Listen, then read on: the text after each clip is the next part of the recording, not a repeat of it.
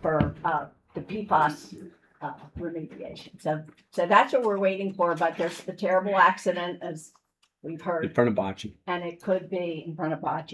It could be that's holding Representative Brennan up. So let's start with, we'll open the meeting, and we'll start with the Pledge of Allegiance and announcements and whatnot. I pledge allegiance to the flag of the United States of America and to the republic for which it stands, one nation, under God, indivisible, with liberty and justice for all. And I will open the May 27th, 2026 supervisor for the supervisor meeting, and we'll start with my announcements, our announcements. The Buckingham Township Family Fun Concerts begin June 18th at Hansel Park from 7 p.m. The first concert is ice cream night. That's always the fun thing, ice cream sandwiches. The Red Cross Blood Drive, June 23rd, 2026, from 2 p.m. to 7 p.m. in Buckingham Room. Call 1-800-RED-CROSS to schedule your appointment. Or download the app. Or download the Red Cross app. It's much easier. I was going to ask if that started.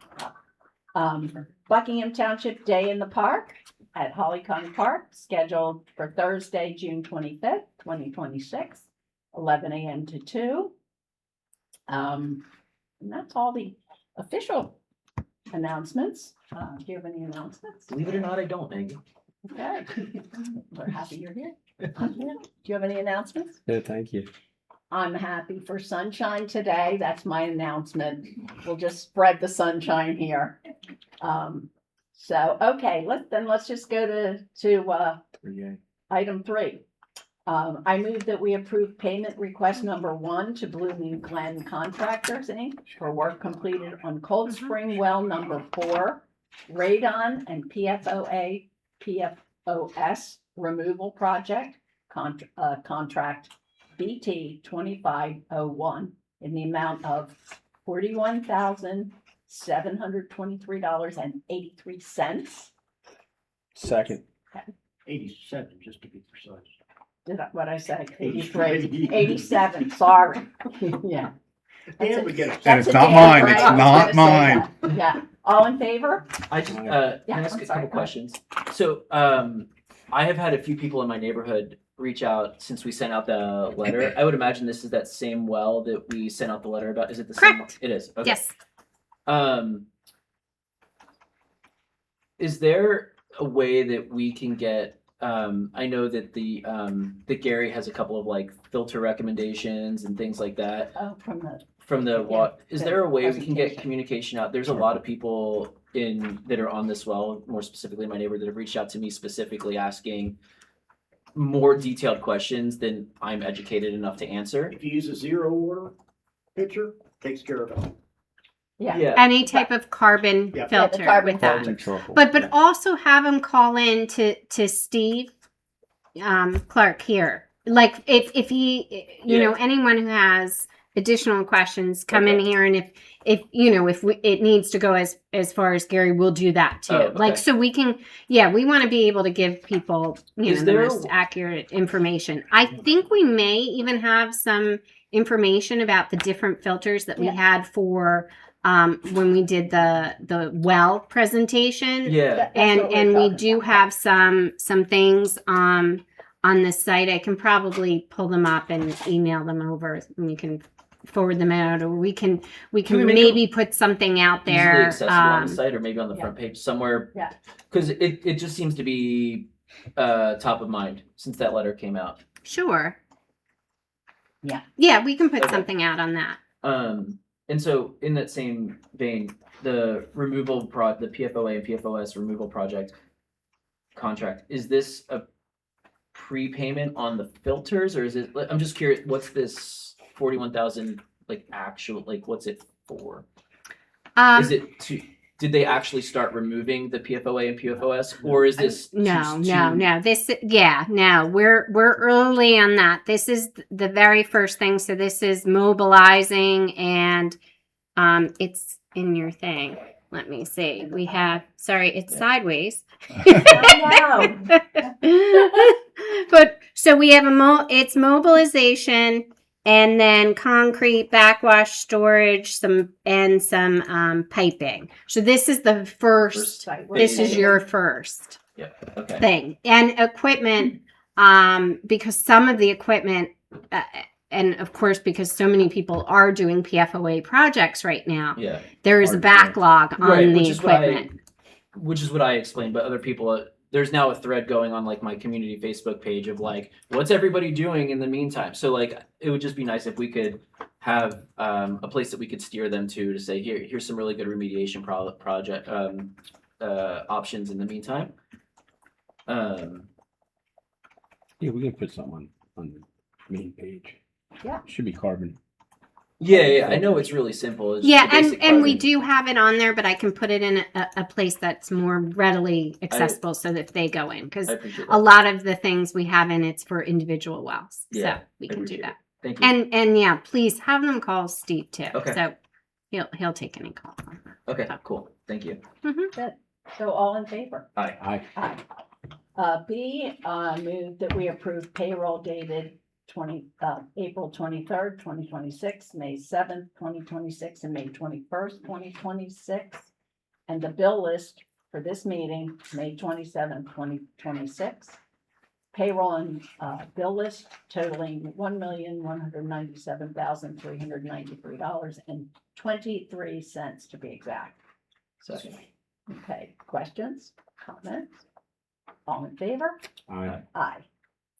Number 4, I move that we approve the draft supervisor minutes of April 22nd, 2026 work session and the April 22nd, 2026 regular business meeting. Second. My comment is, Lori, kudos to you. Really great minutes. And they'll be posted on our website. All in favor? Aye. Aye. Number 5, I move that we accept various departmental minutes and advisory board minutes. The Safety Committee, April 2026, Board of Auditors, January 6th, 2026. Park and Recreation Commission, March 16th, 2026. Building and Zoning Monthly Statistics, April 26th, 2026.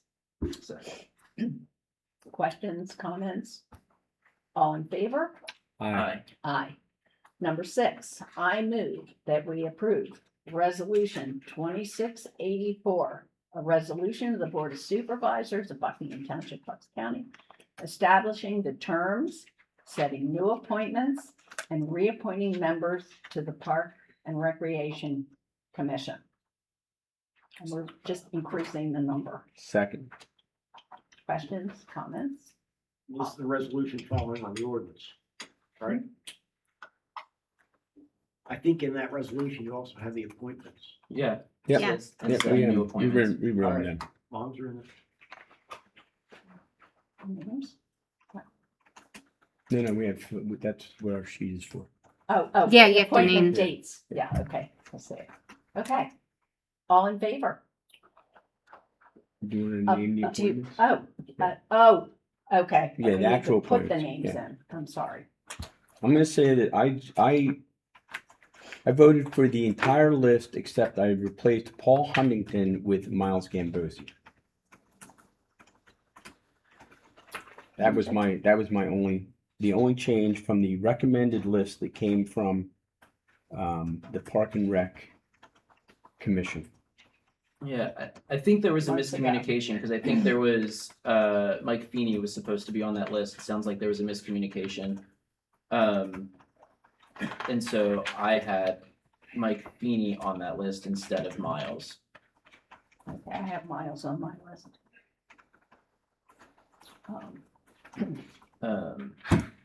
So I don't know. Otherwise, the list is the same. So just make sure that we're all talking the same. Reggie, Correct, Doug, correct. KP, Yep. Paul. No. No, No. no, Paul, Oh, you replaced Paul. I replaced Paul Huntington with Miles Gambosi. Okay. And I have okay, Miles. Donna, Done. Correct, Oscar, correct. and then, okay, so then you replaced Paul. Okay, so Reggie, And Collins Jeffrey. Colin Jeffries, Colin. and Miles. Okay. So I guess the only difference I have is Mike Feeney instead of Miles, which was what I thought the recommended list was. That was the first list that I saw. And it sounds like there was a miscommunication that went to Dana. Okay. So, in just filling this out, I tried to correct that miscommunication. Okay, so, we're appointing Donna Zalepa. Yep. For the January 2030. First of all, we're appointing Oh, I didn't Louise put that. Sealberg for a 5-year term expiring January 2031, likes. You okay with that, Luis? We're appointing, Five more years. appointing Lisa Bro for a 5-year term expiring January 2031. Appointing Donna Zalepa, expiring January 2030. Douglas Seaberg, expiring January 30.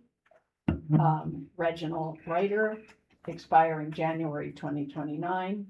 KP Jimmick, expiring January 2029. Oscar Nikolov, expiring January 2028. Colin Jeffries, expiring January 2028. And Miles, expiring January 2027. Give me a second now. Second. On the, okay. Now, I mean, Miles, like 2027, so that when it's up, the spot's open. Yeah, and so everybody's, it's not like you have to go away at the year of that you're dated. So I just want to be clear on that. Okay. So I guess I just have one question. Was there opposition to Mike Feeney? Yes. Not from me. No.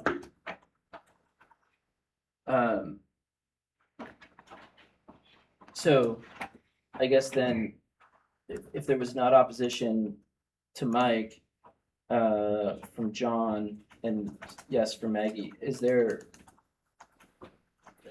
I'm just trying to correct the miscommunication. I mean, Dana and I huddled with Lisa before the meeting.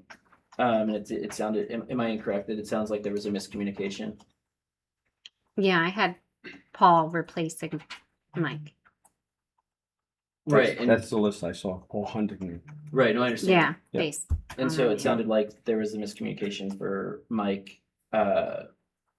It sounded like the only swap from the original list should have been Donna, which was what John and Maggie wanted to see after the last meeting for Miles. And so I just wanted, So we had a list that we got from Park and Rec that had their recommendations on it.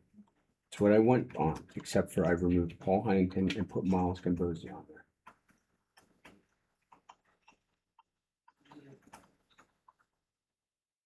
I'm looking at it's from April 7th. the last meeting, we left the last meeting with the marching orders of find one person to replace to put Donna on. That was the marching orders from the last meeting. Yeah, I don't know where Paul Huntington's name came from, but it was on a list from the Park and Rec committee. Apparently Dana and Louise met with Dana. No, Lisa and Right. Louise met with Dana, and that's the list that I went by. Right, and then I'm just trying to correct, it sounds like in just talking this before the meeting, it sounds like there was a miscommunication. in Well, I that don't know if meeting. there's a miscommunication, but Paul Huntington was never on the list until we got Yeah, I the think new he list. Oh, added no. it back in this from our last meeting, it sounded like there was reservations about my community.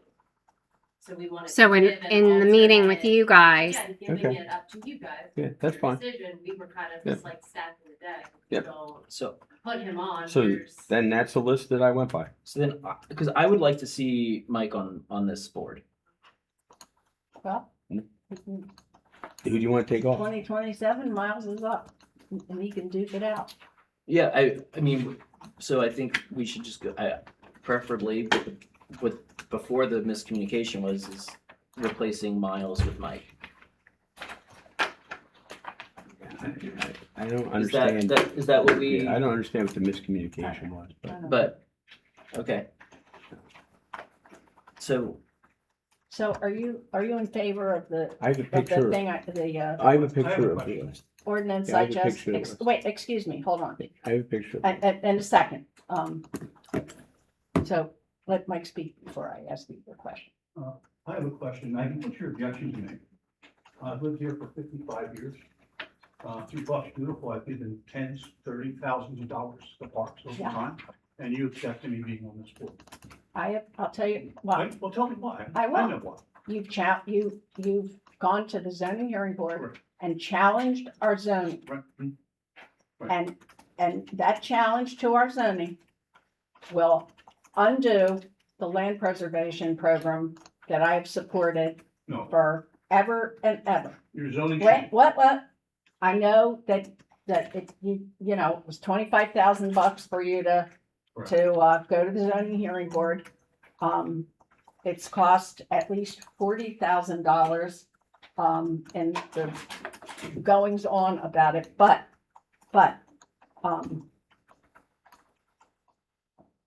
It's next to your house, right? no, The project is next to your house. Yeah. it's not next to my house. It's adjacent. It's adjacent. across the Across street. Okay. Yeah, and it's your right to develop. So instead of going to the zoning hearing board to challenge the zoning, why didn't you just come in with a I plan? gave you guys every chance.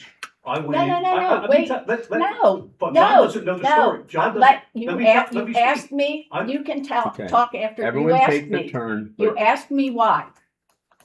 Because instead of coming in with the plan for the 18 houses that you want to build, or what, or whatever. Tell them what I. let- You're Okay. not telling the truth here. Oh, good, Tim's here. You're not telling the truth. Tim's here. We can finish when we, let No, them come back to this. No, you don't want to talk about it. They're Obvious. here to present something. They just Let me walked in, okay? Would you just No, let them me do that finish. so they Let can me go? finish. We'll give You're gonna Mike make a me stay- second. I'll stay at Okay. 11 o'clock if I have to. Yeah. Okay, go.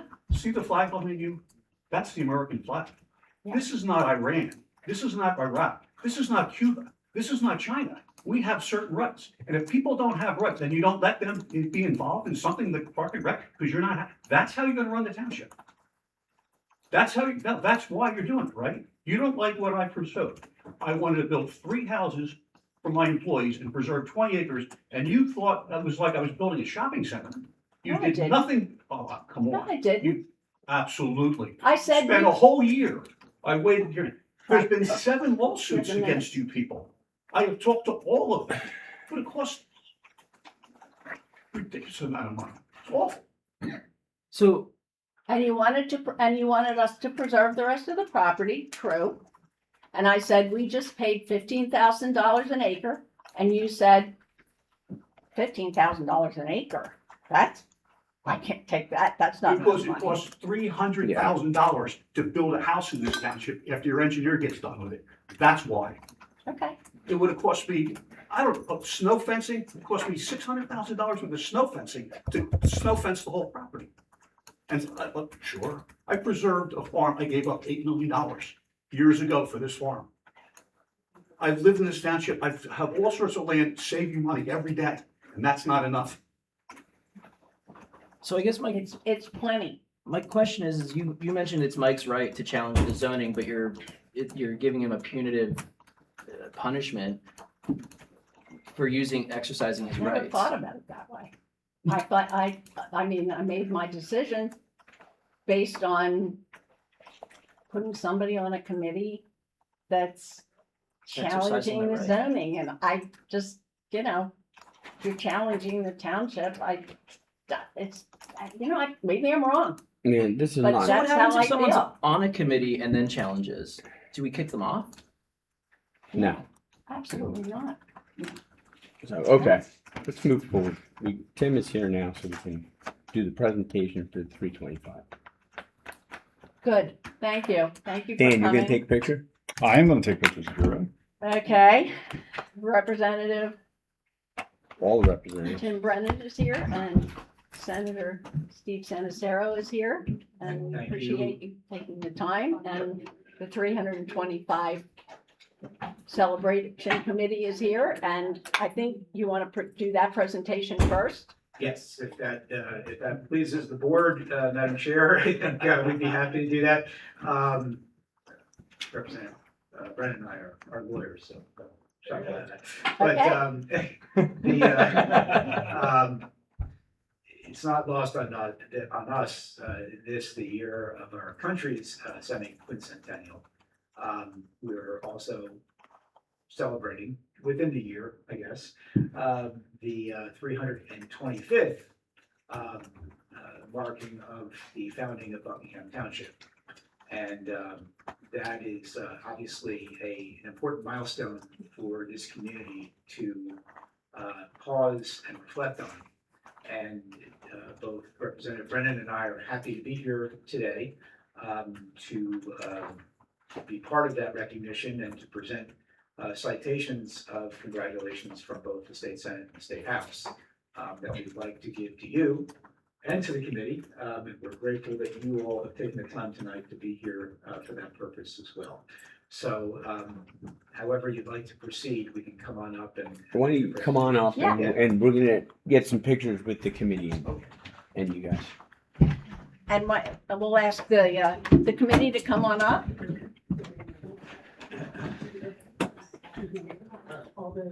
Sure, my chair's nice and straight. Thanks. I got you, Craig. Come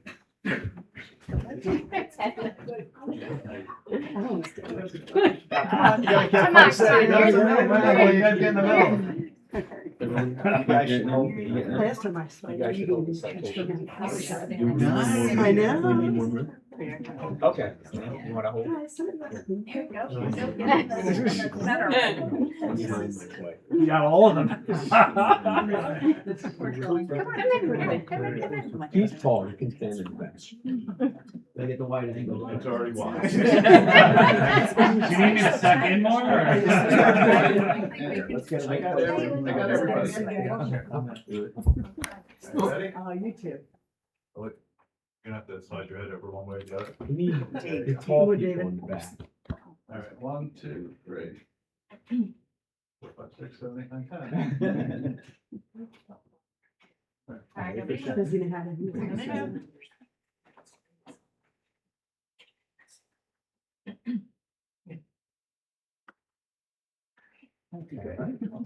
Congratulations, you're welcome. Yeah, Thank you.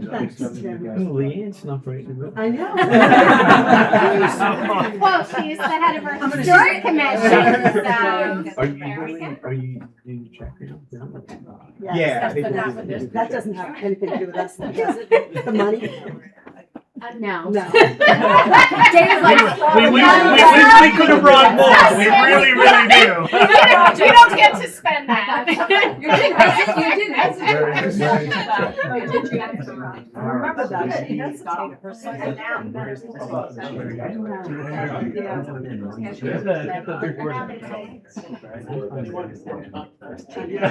She said to me today. Are we in this or no? You get all the grants. You guys should be in the middle. So Tim and I should be in the middle. We'll get. You guys go in the middle. Supervisors in the middle. And you guys. So just for the audience, this is money that we were able to secure from the state to help with PFAS removal from groundwater. So it's obviously something very important, and we're happy to be able to do that. And So it's the second. it's the second. Yes. Second. Yes, this is 2.4 million. Yeah. Okay. I'll go first. You don't? Yeah, no, wait, are you done?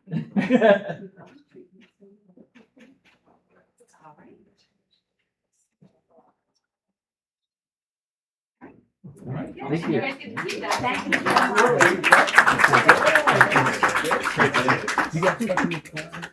No. Oh, okay. Just say Don't you go are. out this way. Yeah, You're there's gonna room see back. us. You go back to your Don't go back regularly by scheduled program. Really? I think it's clear now. Oh, it might be clear. Is everybody all right? No, we don't know yet. Yeah, it's, everyone's rushing around. Should I move the flag? Yeah. You want to move the flag? You can choose. She called the thing, I looked that way to close the flag, and I realized she wasn't. Good luck with that.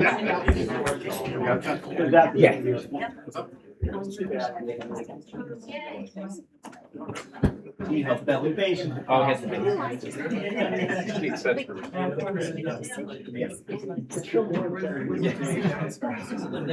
That was the decision. Yeah.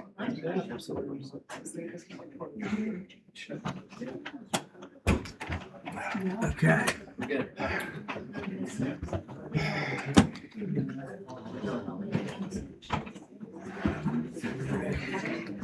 Do you want to do furlong first, or we gonna do? So You want to do furlong? we're restricted to the number of people that are in this ordinance. We're restricted by the second-class township code. And that's why we couldn't say, because I mean, there's like, you had, how many people come out? There's, I think 14 applications, I was 15. gonna say 20, but But we're restricted by the second-class township code to keep the committee at the certain number that we increased it to 9, from 7 to 9. It's the maximum amount that the second-class township code allows you to have. Is Right. 9. Right. And that's the unfortunate thing about having to make choices. But even if you're not on this committee, what stops you from going to the meetings? I mean, we have people that come to the EAC, one of them sitting there actually, who, both of you, yes, yeah, that contribute so much to that group. And there's nothing to say that you can't go to the, I mean, we have a bone to pick, obviously, and it's played out in front of everybody and streamed online and whatnot, but if you want to contribute to the Park and Rec Committee, go to the meetings and share all the goodness that you have. Yes, absolutely.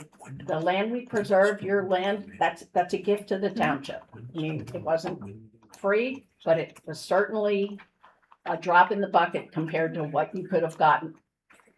And the money that you give to Heritage, it's awesome. But for myself, I just have to, I'm not a big fan of challenging the zoning when you could come in with the plan. That's all you and I probably should have spoken privately instead of out, here we are, but here we are. Well, I might agree with that. And, I'm sorry for that because we did have a working relationship. We had a good relationship, So that said, but I didn't do it lightly either. I spent a whole year talking to 6 or 7 people who have similar complaints. And, it's just, can't do it. It's all or nothing in this township. So, and then, when I'm allowed 16, I spent an hour at the zoning hearing board having Mr. Smith try and talk me into building 24 for an hour. So, we went from me wanting 4 to Mr. Smith saying 24, and that's all in the record. Yeah, that's a little bit of misrepresentation. No, absolutely, everything is one. Everybody thinks, but it's true though. The point is, under the ordinance, you're allowed to build 24. Right. And you were coming and challenging the ordinance for 18. So if you want to get into merits of it, we could, but that would be inappropriate, so I'll just be quiet. Okay, let's move forward. Okay, 7. Oh, no, we have to vote You, on 6. you. Okay, well, we got the Yeah, names hold in on. there. Bernardo. No, Alright. we have to Okay, vote on vote. 6. Right on, okay. So all in favor of approving resolution 2684, which is the resolution we were just discussing? Second. Can we just read off the names one last time that we're voting on?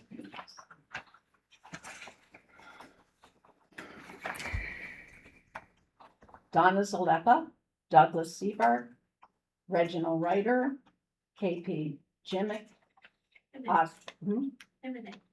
Himonick, I'm sorry. Oh, yeah. Oscar Nicholas, Colin Jeffries, Miles Gambosi. And is there someone you want to replace on here? You just let me know. No, that's fine. I'll vote. Because if there's someone you want to take off, let me know. Donna and Miles were the only two I had requested. That's fine. I'll vote as is. Okay, all in favor? Aye. Aye. Okay, number 7. I move that we approve the request for a waiver for subdivision and land development ordinance Article 9 design standards. This is the Benargo tract that has just been, It's been through 3 different This is like owners. the third, is this the third owner? Yeah. Fourth. Four. 3 previous and the fourth. Okay. So I'm moving that we approve the request for waiver from the subdivision land ordinance development ordinance, Article 9, design standards, Section 9.4.a, requiring provisions for encouraging the use of renewable energy and conserving building designs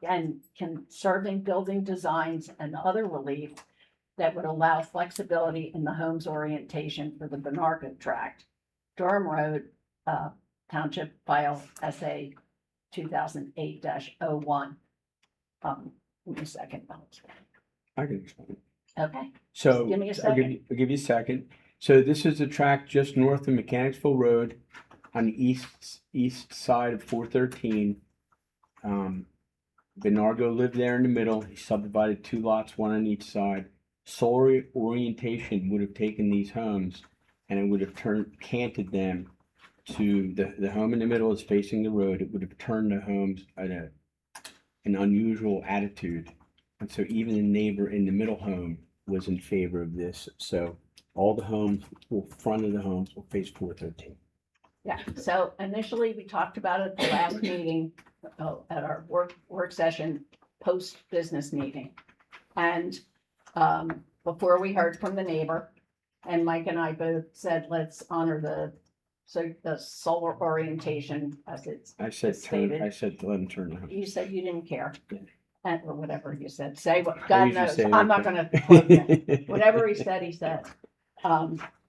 But then I was telling Mike when he got here, we got a letter from the resident and said, do the best we want to do the best we should for the resident. So we Yeah. both agreed. And so all in favor? Aye. Aye. Good. All righty. Whoops. Looks like we got a presentation. Okay, the estates at Furlong. Here you are. You're Do you, on. do you need an easel?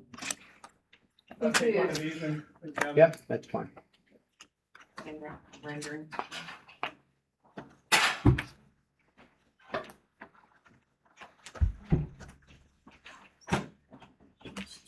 All the way down? No, just so right there, so the audience can see it, so we can both, all of us can see it. We have a rendering, so just so the audience can see it. Is this the same thing?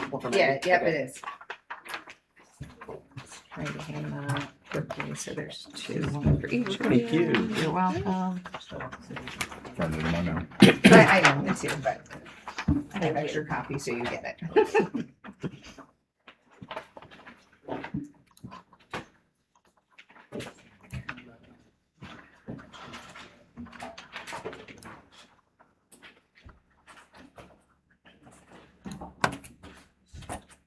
I'm just gonna hand So this is the, I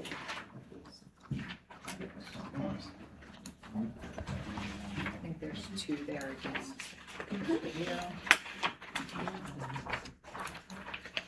There's two there. Thank Oops, you. Sorry to go with the mic.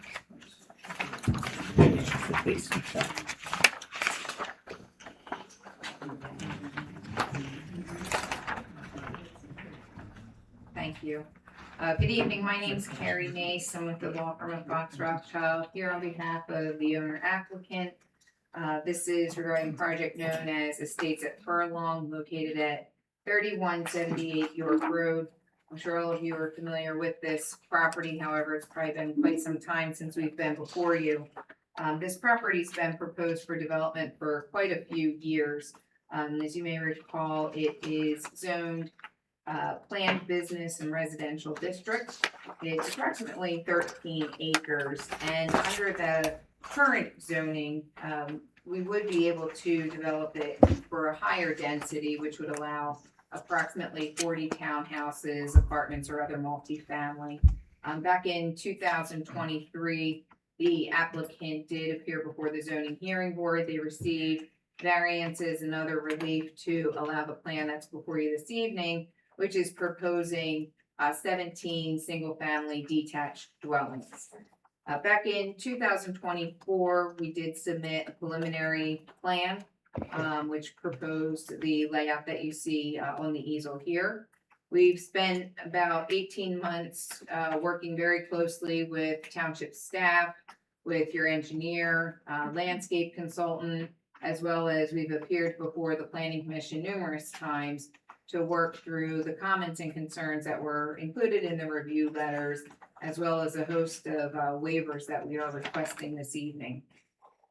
So what I'd like to do first, since it has been some time and since we've redesigned the layout just a little bit to address those concerns, is have Vince Fioravante, who's the engineer on the project, give you an overview of the current proposal, what's shown on the preliminary land development plans that's before you this evening, and just some changes and modifications that were made as we went through this process. From there, we did receive a review letter from your engineer. Again, we've worked really hard to really narrow down a lot of the issues in that review letter. Most of them at this point will comply. They're technical labeling comments, things like that. Nothing that I would view as being large hurdles that we couldn't overcome as we continue to work. That's the May 26th letter? What's that? That's Dan's Yes. May 26th? Mhm. Yep, May 26th, correct. So happy to go through as many items in the review letter as you'd like us to, once Vince gives an overview. Otherwise, I would, offer that we just go over a handful of items that are worthy of discussing and looking for some direction from the board on. And as I indicated, we're also asking for, quite a few waivers. We can go through each of them. We'll follow your direction in terms of how you want to address that. But for right now, I'll turn it to Vince, and Vince can just go over both plans, what was originally submitted and then what you have before you this evening. Good evening, everyone. Vince Fioravante, we prepared the plans before you tonight. By way of a quick history, the first plan that you see here is a plan that we went to the zoning hearing board with.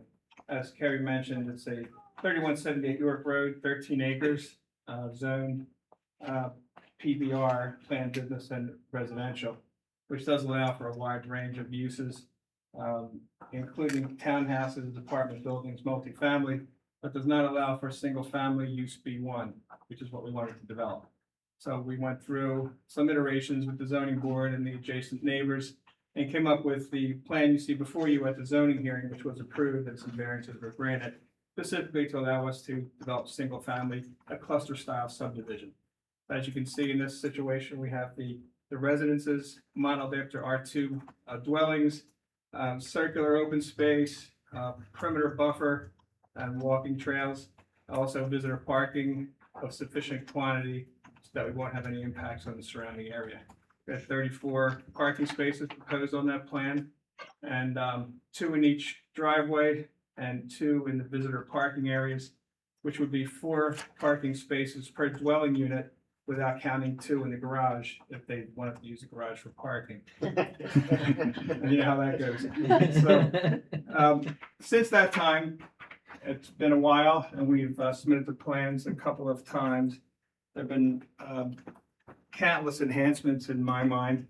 We think all that improve the plan. And you can see the rendering before you, still the same essential layout that we had at the zoning board. You can see the circular roadway, the parking. It's difficult to see what's underneath the street trees. We do have the 34 parking spaces. One of the things we may discuss later is instead of having 4 here at that adjoining street with East Brighton, we have 2 here and more along the side where it's an easier reach for all the residences. Some small changes that happen, but essentially a lot of enhancements. If you look, the first thing that comes out at you is the fully landscaped 50-foot buffer completely surrounding the site with berms and walking trails. The landscape plan proposes approximately 550 trees, many varieties, and approximately 950 different shrubs. You can look at the level of landscaping that surrounds this. There was a lot of work involved, and we really think it's going to turn out to be a beautiful asset to the community. There's berms and trails and decorative landscape fencing to protect it with gates, and the association will be charged with maintaining it. The actual fencing that was approved, worked out with the landscape architects, is ornamental in nature and will really do a nice job at keeping the buffer the way it was designed to be, as opposed to having people encroaching on it later, with lawnmowers and things. So it'll really come out nice. I think it'll be a nice asset to the community. The central open space that we have here, these are enhancements to the plan that have happened over the last 18 months. Central open space has been preserved by the use of underground stormwater basins. The open space has connections to the trail system, which surrounds and passes through the open space.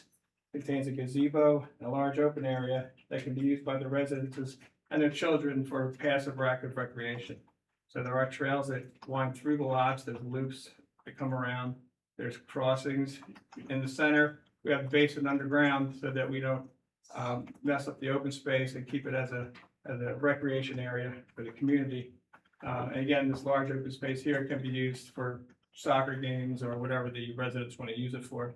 And again, there's a gazebo and some trails in the middle. So we like this central open space. There were a couple iterations where we had earthen basins of different sizes in the center. But the planning commission really wanted us to keep everything underground because the central open space back here in the zoning is just a nice feature in the development. So we worked hard to keep that. And we have the underground basins. You can see them shaded here, but you won't be able to tell they're there when you drive around the open space. That was another enhancement. The 34 spaces that we have, we were talking about zoning. We also modified the roadway, working with Dan, but planted islands on the ends of the spaces as opposed to having the cars parked like this. It more models what's going on in Arbor Point, where there's planted islands at the end of each parking row, which just makes it safer for people when they park and their cars are separate from the travel lanes. So we worked that out into the layout stuff. Also, in terms of safety, we're talking about crossings and intersections. We have raised intersections that you can't see from the rendering, but all the intersections here are all raised intersections, just like they have in Arbor Point, where they're literally elevated with striping and signs, stop signs and warning signs and paint striping to make sure that everything is as safe as it can be. We have traffic calming devices, waivers to allow shorter radiuses, on the streets that slow people down. But we also have the raised intersections with all the warning signs and striping. So we think the safety enhancements are good as well. May I ask a question out of ignorance? Sure. When you say raised intersections, you mean literally like essentially an enlarged speed table? Yes. Is So the that- whole intersection's raised a couple of inches. Okay. So as you and- approach it, you Okay. slow down because you see it coming Yeah, in the yeah. striping area. Okay. It's not very well painted, but the one on Holcomb Road at the entrance to the park, that's a raised intersection. So if you notice, just as you approach the intersection, it comes up about 3 to 6 inches. Yeah. And then drops back down. So Got it it. slows you down a little bit. Perfect. It's a big Thank you. speed bump. Appreciate it. Sure. We talked about buffer protection. We did a lot of work, again, with the fencing and the homeowners association and the regulations.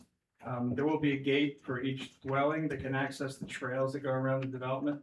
but the gate is of such a size that you're not getting a tractor in there or a lawnmower. It's just pedestrian type gate where you can access the trail, just to use it for walks and passive recreation. So, I'm gonna stop right there for 1 second, Vince, just to explain, to go into it a little bit more. So the buffer that you see around the perimeter with all of the landscaping and the trails, that is still on lot. So that is not open space that is owned by the homeowners association. That is on lots that will be owned by each individual homeowner. However, it will be preserved through conservation easement and, language in the declaration of, for the homeowners association that they can't, remove any of the plantings, things like that. As Vince, indicated, the homeowners association would be responsible for maintaining it and making sure that it stays in its, present condition.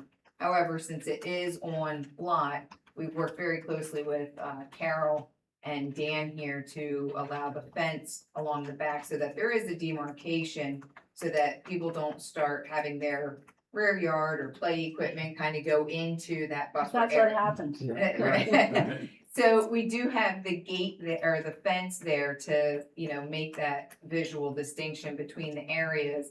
And what Vince is talking about is, during our conversations, we had said, since this is on lot, we don't want to prohibit the homeowner from going to the rear of their property, since it is there. So again, we worked out, allowing a certain width of a gate so that they could go through, I think, but it's not large enough that like a lawnmower could go through. It's Like a a 3-foot pedestrian gate. pedestrian gate. And the fence will be maintained by the HOA. Yes. I mean, we haven't gotten into the documents, we Yeah. can certainly put that in there, that it would be Just, maintained, well, just so aesthetically it it's- remains No, it looks the the same. same I mean, everywhere. Otherwise, it's typically gonna in our become 10 HOA different, 10 different documents, fences. Yeah, we do restrict fences so that it can only be the ones that have been installed or that they all, Okay. appear in the same. But I did want to make that distinction that that is on lot and that's not an open space. And that was the reason for the fence in that location. Right. And so the walking trail is on their private property. Yes. Yep. Within I just wanted easements, to be Within clear, the right? easement. Within Don't the- object to it. Yeah, Within the yeah. easement. I mean, the people, somebody may object to it when they, but. It will be fully disclosed. I've had the concern. Yeah. One of the issues is if we leave it as a buffer, then our setbacks, the way that the ordinance defines the setbacks and when they're measured from, all the homes get closer and closer to the middle, and then we can't preserve that open space in the Yeah. middle, which we know is important. So we addressed it in this manner, and like I said, I already thinking through the disclosures that need to be made in terms of that area, who owns it, and the walking trail use there. And there's no walking trail on the north side. No. To the right. that's the only, Yeah. that's the only Yeah, section there's we a don't have. significant drop off in that Yeah. area. Vince, if you wanna address that. Yeah, the walking trails are coming in different loops and they go Right. around here. Just nothing on the north. But there's nothing on this side. There is a significant drop, and we thought it might be a liability in that situation. So we thought it'd be best if we didn't have a walking trail on that side. It And we does also- extend to the front though, in the event that it ever was gonna be extended, down to 263. So we do have that, just a stub of it that would come out here that is noted to be extended in the future if it's ever desired to. Do And we they- also didn't want, I'm sorry, to have the walking path go back, to the basin back in that area Right. either. So we were really protecting that area from having, Okay, no, it's fine. I just wanted to Yeah. make sure there's nothing there. And so, does it connect to, Arbor Point in any way? Or is it? Yeah, It East does Brighton down on Street. East It does Brighton. go States into the whatever. sidewalk Mhm. area here. Yeah, do East they have Brighton. a trail that'll connect up with it? There's the sidewalk. Sidewalk. sidewalk. So when we, Sorry, Hannah. so when we look at this, then, overall, I think it's, essentially the layout that we first started with, but we've enhanced everything about it. And I think, working with all the consultants, we've come to a point now where the planning commission recommended approval. And we really feel like it's gonna be, a beautiful development when it's finally constructed. When we look at I do think it'll be harmonious with with the surrounding area as well.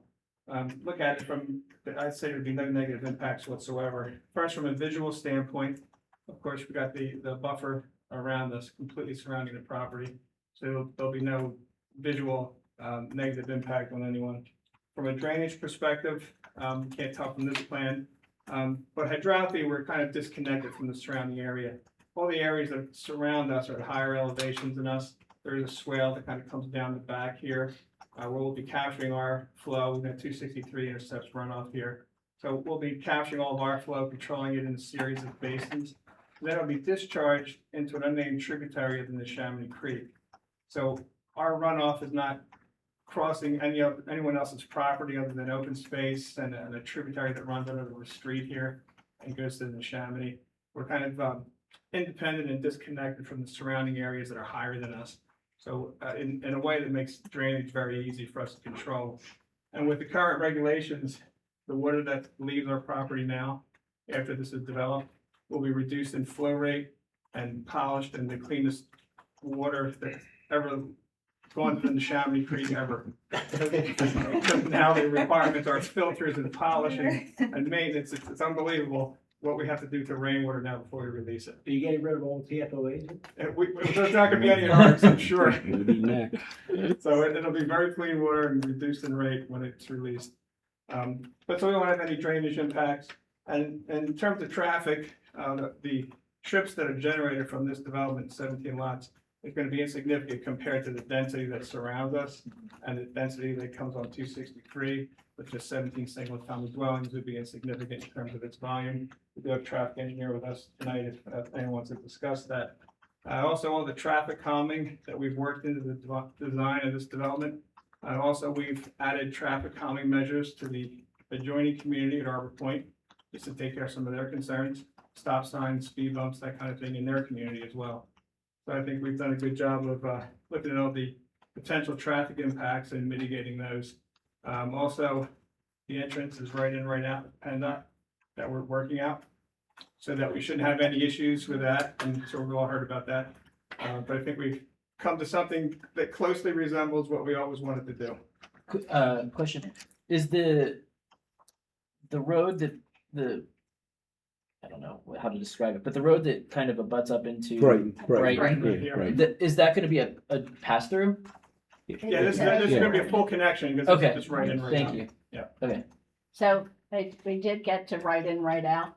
Yes, so, I'll give a brief summary and then if you want more detail, our traffic consultant is here. But we've been, again, working very closely with PennDOT and again with Dan's help here. But there was a meeting earlier this month with Dan, with PennDOT, with our traffic consultant, and it was agreed to allow the right in, right out. That's what PennDOT was agreeing to. And in order to do so and address some of the concerns of the township, we now are proposing a smaller raised median in Route 263. Again, we have a drawing of that if you'd like to see. To dissuade people from crossing. Yeah, Correct. And it's consistent with the direction that we talked about at the work session, that yeah. it is going to be a concrete raised median. It will not be none of the quickie curb. The ballot. Yeah, so there'll be some object markers at the end that just required. Good night, Barbara. But for the most part, it is what I think we all decided we wanted. We were able to narrow some of the existing lanes along York Road that were a little wider than they needed to be. So, it's kind of a compromise with PennDOT. Buck Forest does not have it. A raised median, and people all the use time. it all the time. They're On the Do they do 263 side, I was gonna ask that. I Yeah, asked there's David that the there's other no day. raised median, so No, no. people come out there all the time and come out and make a. And make a what? So, obviously the experiences we've had with Hyde Park, Buckingham Green, Buckingham Forest really kind of drove that. And I think PennDOT understood it, and, they were trying to accommodate the developer by not requiring a significant amount of additional widening. But as we looked at some of the details with the existing lane list, I think everybody got comfortable with restriping what was out there, kind of consistent with what was on either side, rather than going to the exact the exact preferred dimension that PennDOT wanted and stay within the minimum. So the lane widths are between 11 and 12 feet. The wider ones are going to be along the center, where the narrower one will be along the shoulder. So if you do kind of need a little bit extra room, you still have the shoulder you can go off on. So, and they're paved shoulders and improved. So I think everyone thought it was a good compromise, and I think we got what we wanted, which was no additional maintenance for our HOA or obviously township. So if you're working south, you come in and you buy a house in here, and you come up, How do you get in? you have to go through. you gotta go through Arbor. You gotta We either go go all Arbor Point or Heritage. You can, I mean, if you're Heritage. coming obviously southbound, you can go into Heritage and go through. And again, I think Because that there's a light on both sides of the neighborhood. right, and I think what the thing that with between the planning commission and obviously all the consultants, the point is that this community, no matter if we did anything that was a full access, it would completely change all the developments around it. So this was the least intrusive to impact everybody. Yes, it would require some people to leave and go through Arbor Point to make, to go northbound, or vice versa. When they're coming home, they'd have to kind of go through either Arbor Point or Heritage. But again, that's why we extended the road East Brighton to the property line. We all knew this was going to come at some point.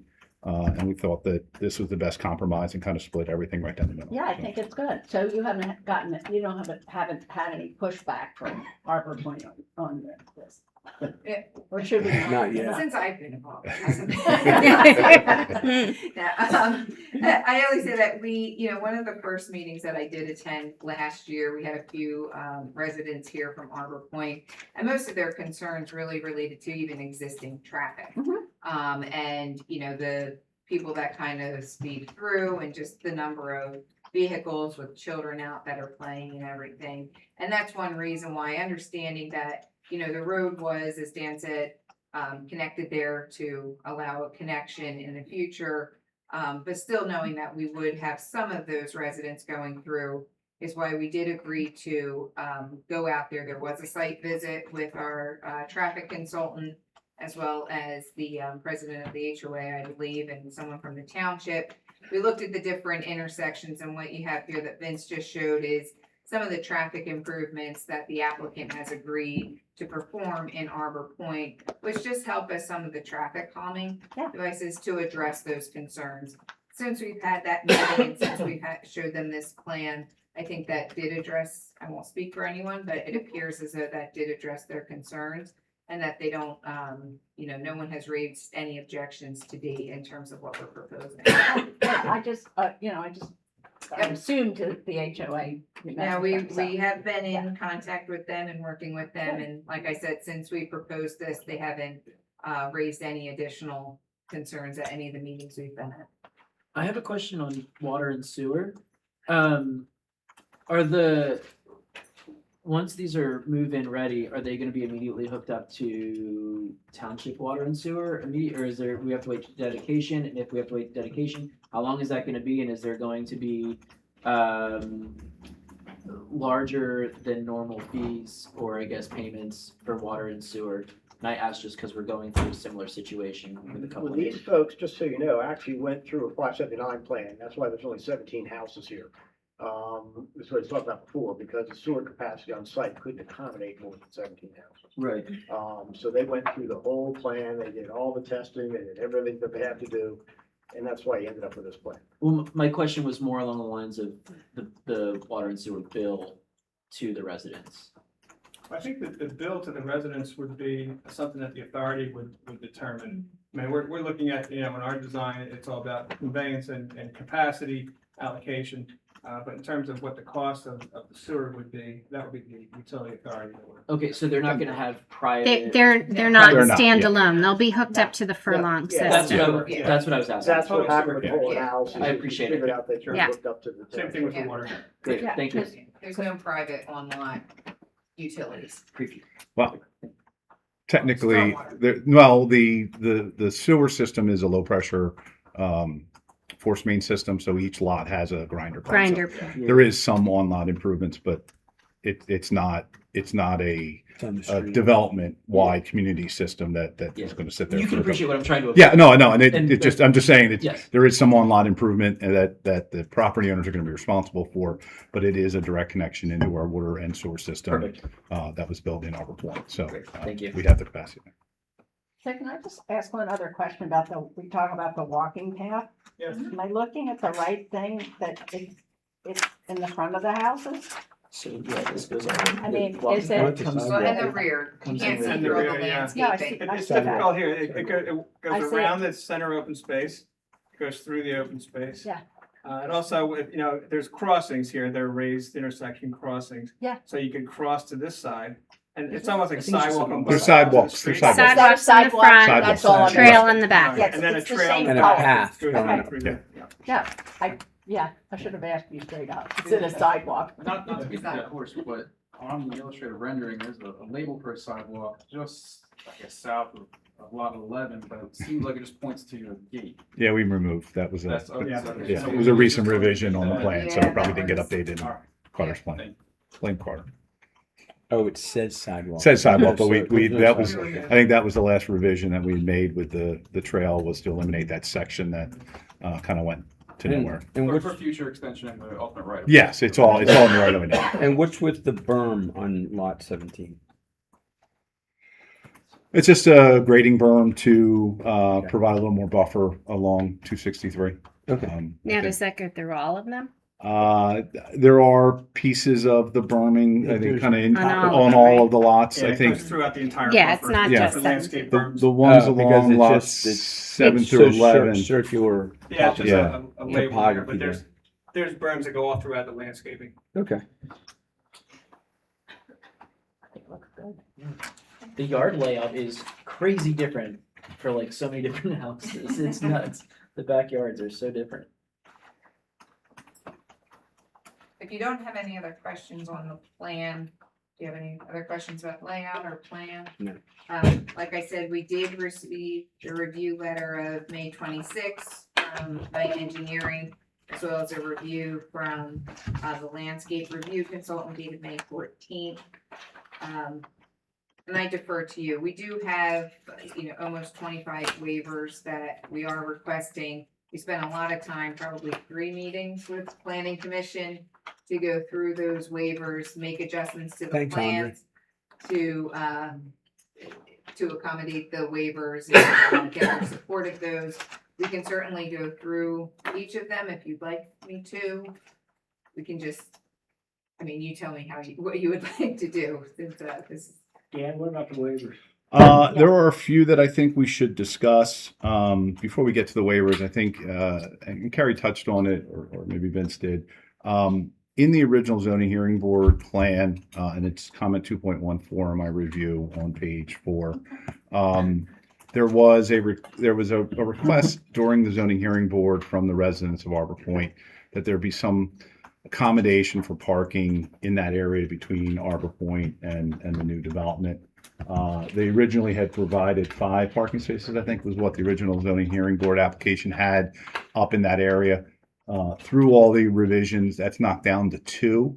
And I just wanted to make sure that everyone was okay with that reduction. I don't think we've heard from Arbor Point that they had a specific objection to that change. It's been on the plan for a little while, but it is something that was discussed at the zoning hearing board. It wasn't a specific requirement other than they had to provide parking. And it was kind of generally accepted that they were going to follow the plan that they had shown them.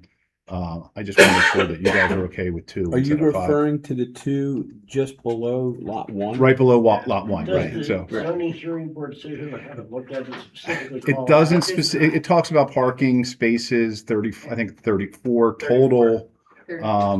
But again, the exhibit plan that came along with the zoning hearing board application showed those 5 spots there. And again, did and I they know, and refer I'm to the not. exhibit plan and the zoning hearing board? I'm trying to just make sure that the board is aware that there has been a change to what was at least discussed. While it wasn't specifically noted that they had to provide 5 there, it was a change that I think would impact. So if the board I mean, I think Dan, you can I'm just fit trying to them. make sure they're not legally I required. think we got to the point where they may not be legally required, but again, I think in the spirit of what the Okay. discussion was at the zoning hearing board meeting, I just wanted to make sure the board was aware of it.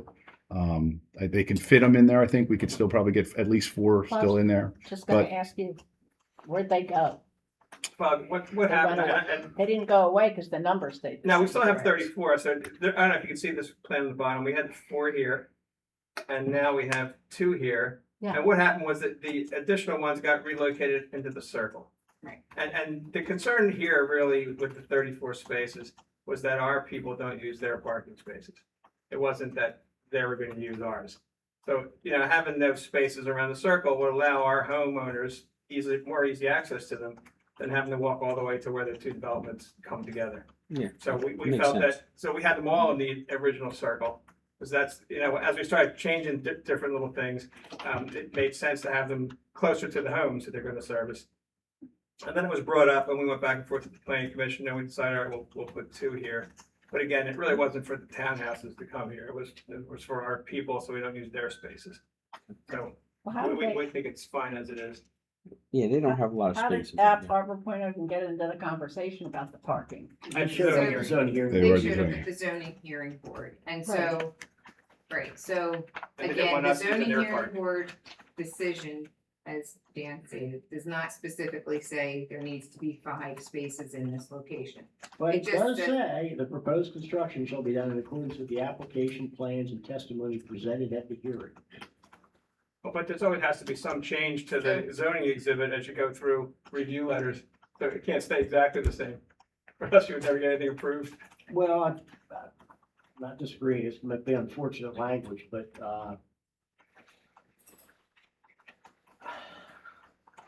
That's why I It's brought it gray area. up. That's why I It's brought it absolute up. gray So. area. Well, I mean, I would suggest that there's many things then that this plan, I mean, it's generally, but we had a basin in the middle, like a above ground basin now that went underground. So, how far do you, There's Once always before changes. Terry, I contacted Terry Clemens, who was the zoning hearing board solicitor, and said to him, what the hell did you mean by this?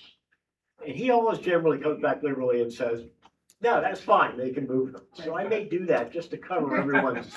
that's fine. That's fine. And when you do, just let him know that we still have the 34. Yeah. We just moved 2 up into the circle so that our residents had easier access. Again, we did discuss it at length at the last planning commission meeting. And we decided, we talked through whether it should be 5, 3, 4, what it should be. And I think we all felt comfortable that how it's shown on the current plan with the 2 in this location and then the 2 in the circle was acceptable to planning commission. So we did have that conversation. I Yeah. confirm with Terry, that's perfectly fine. I don't want to do anything. And that's in again, you can see violation that of the zoning. layout essentially decision. follows, from one to the other. I'm not saying it's not a better plan. I'm just saying, It's a better plan. It's about the Yeah, language, yeah, so, and- yeah. And things do have to change a little to get anything approved. So What else? that That's- being said, we can go into the waivers. The majority of them, I think, either, and I don't want to speak for Carol, but we both support a lot of the waivers that have gone, that have been presented. I think Yeah. there were 2 or 3 that Vince had to add based on our review comments, which were, I think, relatively simple additions that were more technical. But I do want to at least maybe cover a few that I did not necessarily support, so that we could at least have some discussion about it, so you can understand my concerns, and then you guys can obviously decide whether you want to proceed with their proposal or some alternative. So, We're looking in your, if you're looking at my letter, In it's your item letter. 3.9 on Oh, your page letter. 5 of my letter. And this is with the larger detention basin in the back corner. Our ordinances have provisions that specify the slope, the side slopes of the basin. If they are over 8 feet deep, they have to be a 4-to-1 slope. I think in this case, you're 17 to 20 feet deep, and it's at 3-to-1 feet. Yes, when you're relative to the existing street grade as well as the top of berm. So it is, by all intent and purposes, a hole in the ground. So one of the, I think the planning commission talked about it for a very long time, and I think we ultimately got to a point where we were okay with it. I am doing this because I'm coupling another requirement that is sort of is kind of created by this hole in the ground. That if we're going to allow this hole in the ground, I would just simply ask that they raise the bottom so that the elevated groundwater is not above the bottom of the basin floor. So we had seeps about 1.5 feet above what their proposed basin floor is. I think at least, because otherwise the water's just going to continually run out of the basin. So my ask is that if you consider the allowing the 3-to-1 slopes, that you ask them to raise the basin floor up out of the groundwater so that we're not, dewatering our aquifer and just pushing it into the stream. So that was Dan, my I got an compromise. easy one for that. Is that, and I just have the plan here. The permanent basin 1B, we did raise the floor, it is above it, and it's shown here, it's like 272, we're gonna 271. We did raise the floor, the permanent basin is above it. There might be a profile here and there that wasn't updated. Okay. But if you look at sheet 11, we did raise the floor already for that basin, for the permanent basin. Okay. So what elevation would the floor have to be? 272. 272? So- Yeah, and that's. Okay. And there's no under drain underneath of the basin No, anymore? this is the permanent basin. With the temporary sediment basin, that's where we had the under drain because, with the rate control. Right. So that would just be for that temporary time. And if we need to comply with, if it's okay with the sediment basin, that's fine, but the permanent basin, we raised the floor. Okay. So Again, that's- we were looking at a detail that showed it Yeah, at so not every 270. detail was updated, but Okay. we've taken care of that. Okay. So Okay. that makes it a little easier for me to support it because what they have done is that they've completely naturalized the basin. It still will be a pretty deep hole. I think someone joked that it'd be a good sledding hill, but it is fully landscaped, and it's going to be on lot areas. This isn't out in the front of a development. It's not a focal point of it. So it's really going to be about maintenance and just whether you guys are okay with that aesthetic. So it's obviously concerning, but not necessarily insurmountable. And just to add a few points to that. One, although that basin is on lot 7, we do intend that the homeowners association will maintain that basin, including the landscaping within the basin, so that we do have a professional out there maintaining it, given the grade and everything. Also, in response to discussions that we had with Planning Commission, we did extend the fence. You'll see that along the side of lot 7, the fence kind of goes past where the rear yard fence is. Mhm. Again, that was just to provide some additional protection to prevent people from walking back in that area. So most of that basin is enclosed with a fence as well, to give that extra protection given the slope of it. Andrea, didn't you want to say something about that? I beg your pardon? Did you want to say something about that? I think that was great. Yeah, we talked about it at length. That people don't just wander into that nice Right. landscaped area for picnics and things. That belongs to some homeowner. That's private property. And I think having the fence there was a good idea. Okay. So that, the next item that I thought we should have some discussion, and it's really just because I heard is 3.16. We have a requirement, you're not supposed to have driveways enter intersections. Obviously, there's an engineering reason why I say that. Planning Commission discussed it at length and kind of overruled me. But since I get to write the letter, I get to at least express my concern with it. So they have 4 driveways that are really close to the intersections. They are providing traffic calming. They are providing stop signs, everything that they can do to address it. But again, it still kind of violates that ordinance requirement. And I would be remiss if I didn't just at least mention my concern about it. So that's what I'm doing. Saldo requirement, right? Saldo, yes. It is a saldo requirement.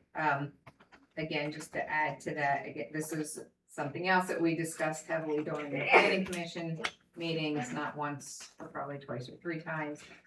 To address some of those concerns, I think there were on 2 lots, but my rendering only shows 1, but lot, is it 15? 15 and 10. with the- Right, so with the- 15 two and bed. 10, what we talked about as a Driveways. compromise is, because no matter how we flipped it, the driveways would still conflict Be with what close. was being proposed or required under Saldo. So what they had asked and what we agreed to was providing a 5-foot bump out for those 2 driveways where they could do a kind of like a, K turn, I guess is what we call it, so that they're not backing out into the street. So if you look at lot 10, you see the little bump Oh, out yeah, on yeah. the sidewalk. This rendering doesn't show it, so I apologize, but 15 would have that bump out as well, so that the car could do a turn and go forward rather than backing out This- into the traffic. Dan, this looks a lot like Devonshire in terms of, Mm. do they have any that, do you know? Not into the intersections. And again, those are older ordinances. We may not have Yeah. had that specific requirement. Again, you just, anytime you come into an intersection, you don't want someone backing out into it. So, No, for sure.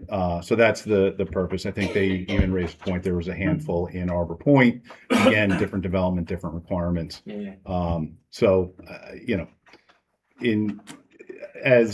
as they had to go through all of the zoning and they had this particular layout and they're limited to the number of lots, it all kind of leans to, if we start moving driveways around and having to push lot lines, you probably would have lost a lot or 2 and the layout would be considerably different than what it is now. So I think it's a good compromise of what they've done. Again, I just would be remiss if I didn't raise a safety concern, even though it's not a significant one. They've done everything they can to address it. So the next one is 3.18, and this is more of just a comment. We have an ordinance requirements that requires them to identify the groundwater or seasonal high water table. They have not done that for all the lots. They've done it for some. They've run into some elevated bedrock and some water in some pits. In cases where they can't provide a minimum separation from the elevated groundwater and whatever their basement floor is, they can't just put it in a sump pump and dump it down in their neighbor's backyard. So they've agreed not to actually propose any basements at this time, but they wanted to retain the option to provide a basement if during construction or permitting they found that the water table wasn't in the basement area. So rather than doing testing up front, they're going to do it prior to construction. So just want to clarify that no basements are approved, and it would be on them to provide the township with the sufficient documentation that the basements can be provided without having sump pumps run. Provide to you, or provide to? Probably building department during the building permit process, building permit plot plan submittals. Okay, we did test pits at each building to try to determine where the groundwater would be at each building site. And then we would go down and let's say you needed to be 10 foot down to have an 8-foot basement. So we would get down to 6 or 7 feet and hit solid bedrock. And we didn't hit any water yet. But if you hit bedrock, then it's assumed that the bedrock is the water, unless you drill down and, and check it out and prove it. And at that point, we didn't have the equipment to be drilling down at every single lot. So we just, we added some notes with Dan, working with Dan, that no basements are approved. And at the time of construction, if the developer wants to put in basements, then they'll have to drill down and get the data and prove that there's no water there. And they're just gonna excavate the bedrock? Well, you could drill, You can do core drilling. yeah. And Yeah, again, but I mean, if you could put a basement in it. oh yeah, excavate right, right. that'll certainly have to, yeah, But you have to prove there's no water in there first. right. So, we agreed to that. So I think that covers everything. And again, a lot of times doing that excavation work and doing the soil testing, it also depends on the size of machinery that they have out there. Oh, yeah, you Most of need the a times big- we do the soil test, it's a mini excavator, not a I'm sitting really here large thinking one, so. that, Yeah. But there was water there. Okay. So that's just wanted to note that, and those were all that I really had in the waiver request. As I maybe want to not mention that Carol had a few, I guess, support. Carol, are you okay with all their proposed waivers? I deferred a lot of those to you, the landscaping. no, items. everything you've just discussed, I have no issue with that, and I think we, in various stages of this process, we've discussed the landscaping and, well, where it can meet the requirements or maybe even exceed them. We were putting in 6-inch caliper trees here. How many caliper inches is it?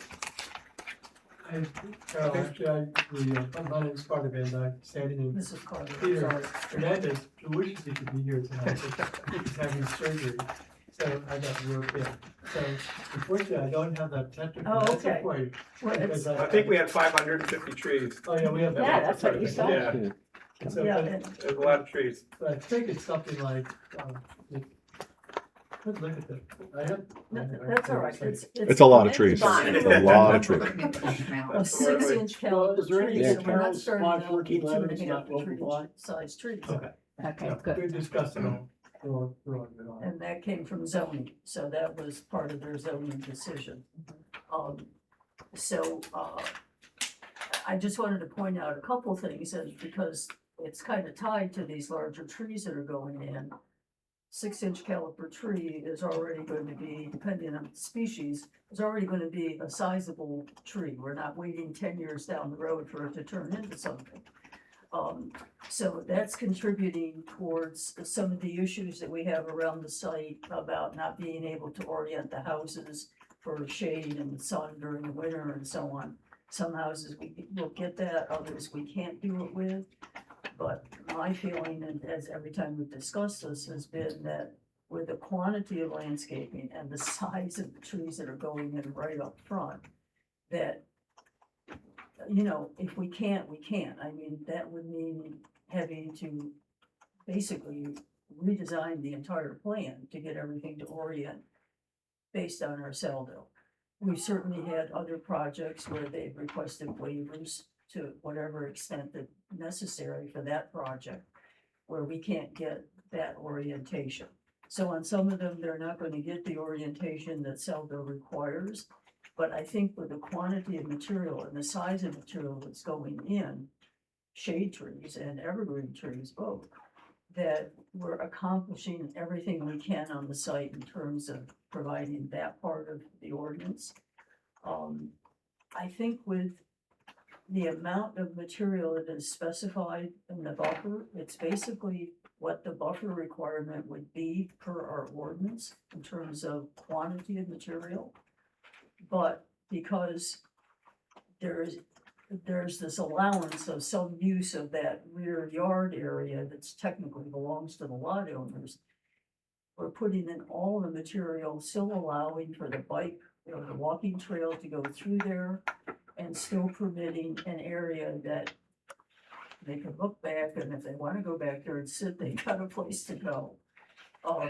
So there's a lot of landscaping going into a fairly confined site when you think about it.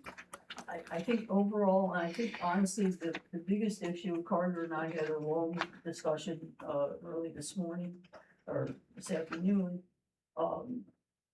about some of the, issues, Dan, that you've raised about the fencing and drainage easements and so on in various locations. I think you had cited specific lots where you were concerned about that. I think that's something we need to resolve because the fencing has been determined to be necessary in terms of, you know, the location for the lot owners and so on. And in some cases, we are ending up with fencing in a drainage easement. Right, and I think what the end result of all of that comment is that Vince is gonna ask for relief from that.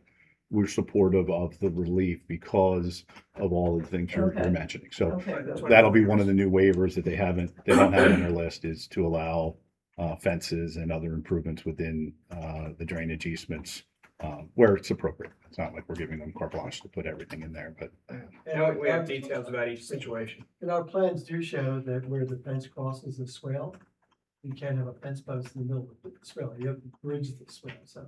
Yeah. So we've So, yeah. addressed that. there's been a lot of work to make it right. It's just a provision of our ordinance that we say no to, but that's why we have waivers.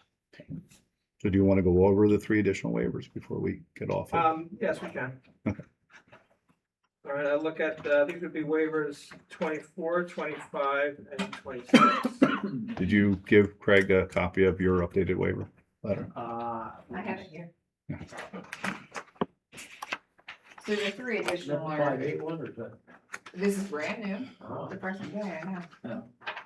Came prepared with it, so it'll be at the back, the 3 additional are Last listed. page, second to the last page. Did I give you? I gave. I got a you copy. that, right? 25 and 26.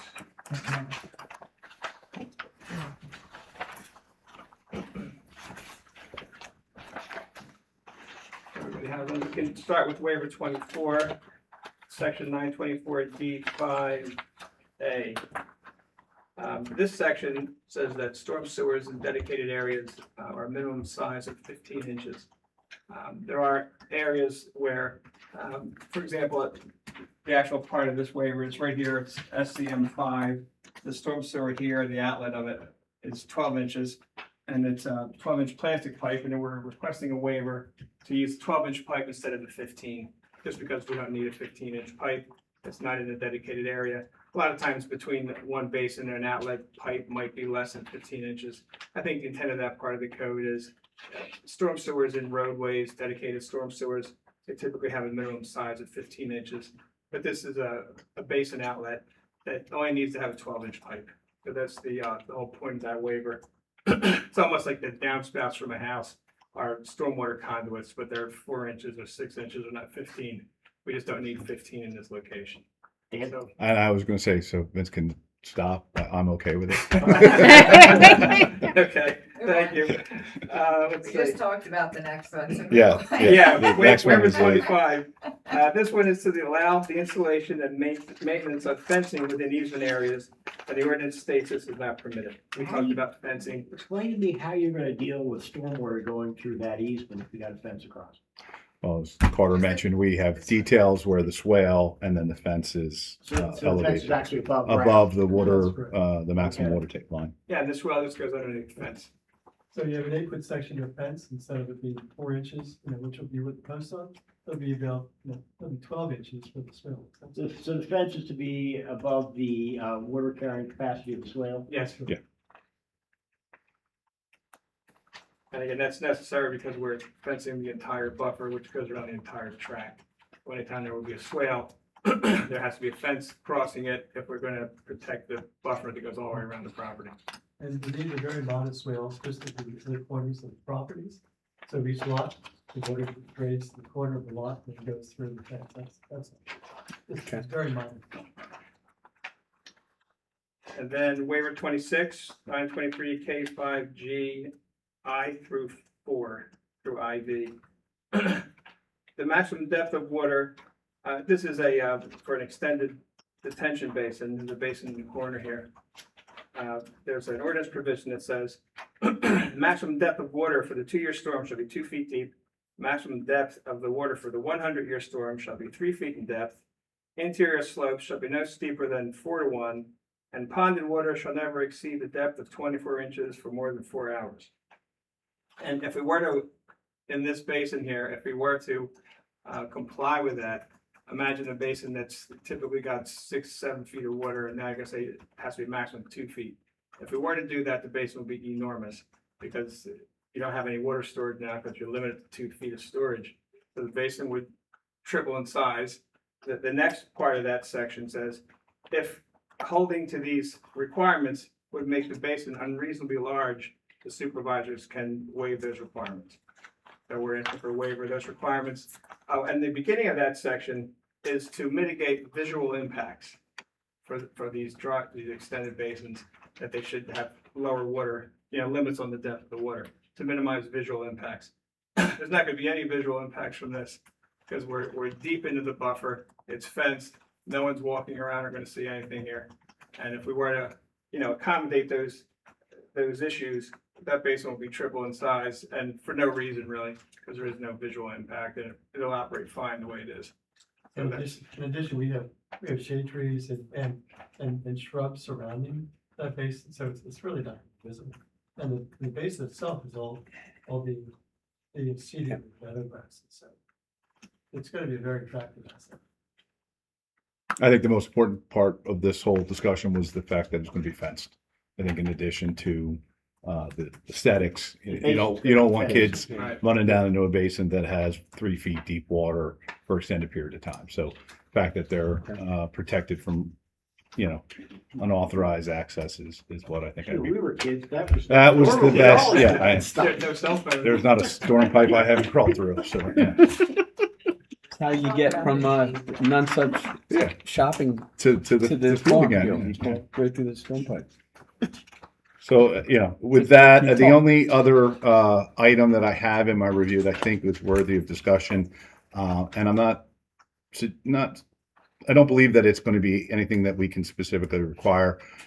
We had asked that all the trails be ADA accessible.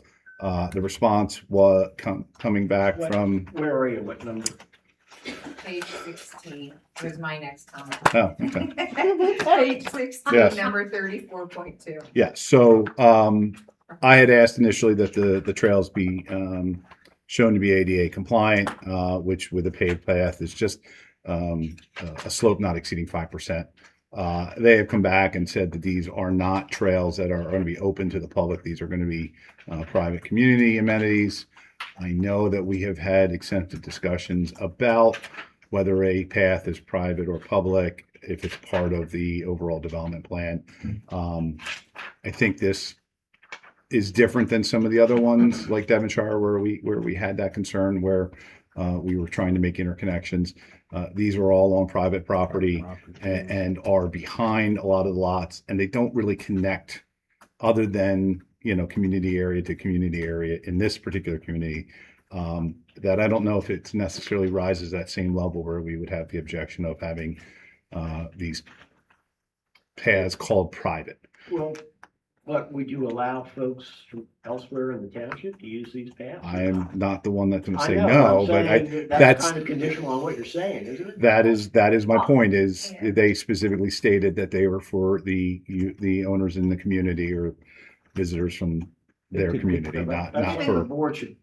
That's So- why I Could say raised it. private, could say private property. That's all it has to say, So, the sign. both the, on East Brighton Street, the paths, Connect.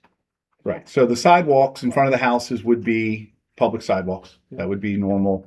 oh, that's the sidewalk. Right. The sidewalk Okay. into Arbor Point would obviously remain. That's a dedicated township road, and the roads in here are presumably offered for dedication.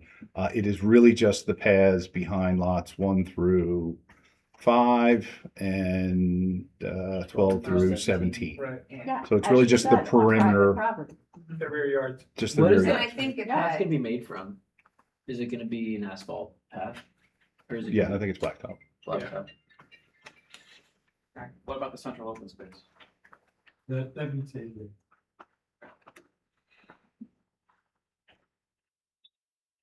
Central open spaces to be private or public, I missed that. that's private. Private. So the people from Arbor Point can't walk over there and walk around them. They can walk down the sidewalk, they just can't go down the path. They can, as long as They're- it's down. They can't go in the rear yards, Are there any, I'm looking at the center out of part. the center. Yeah. are there any parts of that path that are, I mean, exceptionally out of compliance with the ADA? We're talking about the parts in the yards. We'd have to profile them all. There might be some that are more than 5%, which would then classify it as a ramp. But then you have the liability as well. If you have someone that has difficulty in the yards and they get hurt, I think that's another issue that we were worried about. But I guess just if it's private property, how do you, I don't know how you police that if you say, well, they can't use it, but like it's open. Have a sign say. But I just have a Yeah. sign, then you're not, I mean, if somebody's trespassing and they get hurt. Yeah, it's probably a different situation. Maybe not. I mean, Dr. Clark, tractor nuisance. I'd like to This see, may be- Isn't that true? I'd like to see ADA compliance if possible. I mean, I just think that that's the right thing to do. But if there's no ordinance to hold us to it, Well, there's nothing more than I can say I wish. What would it take to have it ADA compliant? Maybe some grading, we could profile all the paths all the way around the back. I think that's the section that you're probably have right where the road comes in off of York Road behind lots 12 and 13. I think that's probably where it's kind of trying to get down to the street grade that it probably gets a little steeper than the 5%. And again, you you can have ramps that exceed 5% for a certain distance, but it requires a little bit of, I don't say manipulation, but just engineering to show that you can do it. And I think, I'm not speak for Vince, but I think they just decided that it's better to be private because of other issues as well. So, Right. these are all on private lot areas. It's not like it's in a right of way.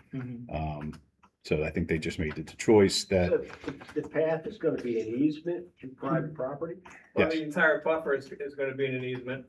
Okay, but it's on, but the buffer is gonna Across be private located on the property. lots. right. Yeah. And the path is going to go through the buffer. Okay. But the easement would only be for the residents of the community. It wouldn't be like a general easement for public access.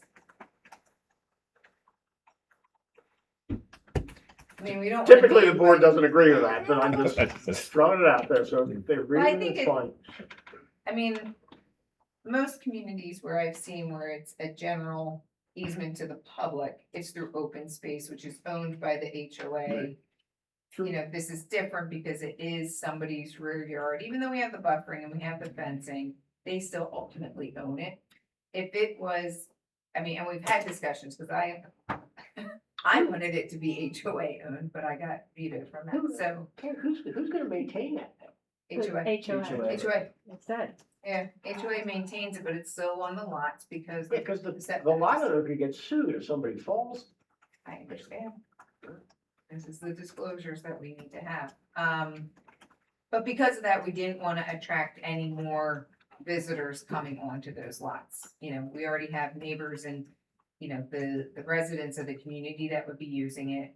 Certainly, you know, we can't stop necessarily if, people from Arbor Point come because of that connection. We can certainly try to monitor it. But we don't want to then be bringing in other public. I also don't think it's another community other than Arbor Point. It's not near other residential, Heritage, well, Backs up the heritage. Yeah. But but there's no open direct space, yeah, access. there's no access. That They'd would have to come walk through that. Arbor Point. Yeah, you'd have to go through Arbor Point. But I'm saying like along York Road, you don't have anyone that would be coming up through, you know, the main entrance and walking through those trails, but. Yeah, I'm not gonna carte blanche waive ADA compliance, but if we have no way of holding them to it, there's nothing I can do. But if I think it should be ADA. I'm with you on that, Maggie. If we have a way of asking We them, can do it. I think. asking them to be ADA compliant, that's not something that I would be willing to. but let me throw it out this way. But you're okay with this not being part of the township's trail system? Yeah, I'm okay with that, and I don't, Yeah, and I don't. it's on private Private property. property. It's not like. That's fine. You think you can do it? There might be sections where we I- actually can't make it ADA compliant, like we were saying, with the grades, if it's a steep area. I mean, can we agree, you know, as we come back for final, we will take a hard look at it and work with Dan and show areas that we may not be able to without significant changes. Like we're saying, I mean, in that Maybe one loop could be 12, with the other 13, one. you know, but we'll look at it and see if we can make majority. I know you were asking kind of, And sometimes if you have a trail on a, 9% tract of land, you can't make it ADA compliant. Unless you have ramps like this going back and forth. But we can take a look at, profile all of them and see, maybe we can, make one loop could be ADA compliant, maybe one section we can't, just because of the slope. can I ask, if it's not a, cause I'm looking at it, again, I know nothing from engineering, but if it would be, between, I don't know, 12, 13 or something, I don't know if the option then is to remove that section, and add it. I mean, I know the township wanted the trails, but I'm saying if we can't make it ADA compliant, it then becomes, do we make it ADA compliant or do we remove that section since it may not be required? Oh, we asked for these trails? We only want the trails if it's for the public. Well, I think Why during would the we meetings want the with planning trails commission and, For an I mean, the original accommodation for planning 17 process of this Yeah. is my Well, understanding. I think the thinking is becomes an amenity for the community. It's a private trail. Yeah. Right, private it trail. was for the community, Yeah. for this community. And I don't then the object issue, to it. I honestly think down the line, it's gonna be a problem because people are gonna walk in on it, but Yeah, I We've don't had complaints disagree. I about. like I'm going to say plan. this isn't unique to here, Yeah. Mill Creek, Devonshire, all the developments. Obviously, the HOAs don't want to accept that liability, but that's what happens when we put these kind of development amenities on open space or lot areas. If it fell, and again, you could always require them to put the walking trail in the York Road right away. And, then we could turn around and make it ADA required, and you would take ownership of it and maintenance of it. But that has never been the concept with it, just because there was no connection point. So, And it's private property. Well, I think So, the I think compliance is just, if we're the township is wanting to put a trail as an amenity to the residents, then we should make it as safe as we can for those 17 homeowners. So that's all. Yeah, I'm just thinking of, what if person in lot 14 is disabled and they have a wheelchair? They just can't use the trail that's on their private property? We could identify sections of the trail maybe that, like, let's say that we profiled everything, we made everything as ADA compliant as we can, but there's one section that's not. We could have a warning sign maybe that says, Put your brakes on. yeah, like be aware that slopes or something, so that if you were disabled in a wheelchair, you go on the trail, but you'd see the warning sign, and maybe you could do a U-turn. and if I can, Right. I think Carrie kind of suggested that you can punt this to final. Vince and I'll get together, we'll figure out what slopes we can get to ADA compliant, and I just don't, there's a lot of what ifs that we're kind of just kicking around, and I think we can probably get it to work. I really do. I'm not as negative as everybody else, but I But think, on a private trail, a non-ADA compliant trail would be safer than no trail at all. correct. Yeah. Yeah. It's just it's a request. Yeah, we can Okay. sign it, and we So you can can- design, Yeah, we'll like what's profile PennDOT call it everything. when you can't do something with the ADA slopes, design exception. So we'll figure something out and come back to you with it at final, if that's all right with you guys. That's fine with me. Thank you. Yep. Anything I am else? think I am done. But you were Hey, fine, you- we were fine with those, like 3.9, 316, 318, you worked through them. We worked through them, yeah. Yeah, I've got all the conditions that you Yeah. want on those Okay. waivers. So, the basic floor, 3 lines to be 272 feet. The driveways close to the others, no, the 2 driveways, I think it's 15 and 10. There's to be a bump out in the driveway to allow for a K-turn in the driveway, which would allow the cars to go out frontwards rather than backwards. It's on the plan except for Lot 15, Yeah, it's only shown on one It- lot, not on 10. So the- and at 318, they have not identified on all the lots the high water table. And there are no basements to be built below the high water table, but, at building construction time, they will identify where the high water table is, and if the basement can be satisfactorily placed above that table, then, the building department will allow them to do that. And then we talked about new waivers, 25, the fence to be above the carrying capacity of the swale, the bottom of the fence. 26, it's okay because the basin is to be fenced, and then 34.2, we're bumping the ADA trail issue down to final. Yes, and the only other one would be that I'm sorry, to add to this. We have yet to get the revised PennDOT permit plans based on our discussions with PennDOT last week. So the plans that are in front of the township are still ones, I presume, with a quickie curb or no median. Well, what the agreement was, what, a 2-foot median? Right, yes. 2-foot raised median, so why don't we just say that? That's basically, yes. That's what's That's on the fine. plan. Wait, 2 foot? I don't know that it was Not- 2. It's Foot. 4 Not foot, 2 sorry, foot. 4 foot, 4 foot median. 4 foot wide. Yeah, it's 4. 4 foot Yes, wide. 4, the traffic engineer's back there. He's going crazy. Showing, Two- it's like not 4 foot. 4 foot wide raised median? Yes, a raise. That's All right, correct. it says 4, but I saw it. Now, It's on the plan. Until I see it in writing, I'll agree to it now. It's just we haven't had those plans revised and resubmitted, so they'll be process Plan with to be that. revised to show 4-foot wide raised median at the entrance of exit 263. Which cars will still go over? I don't know. When you have cars coming at 60 miles an hour, I don't think you take that risk. But Cars are still there. Not twice anyway. yeah. You should see Buck Forest, but Yeah. they're on there. Well, there's no median there.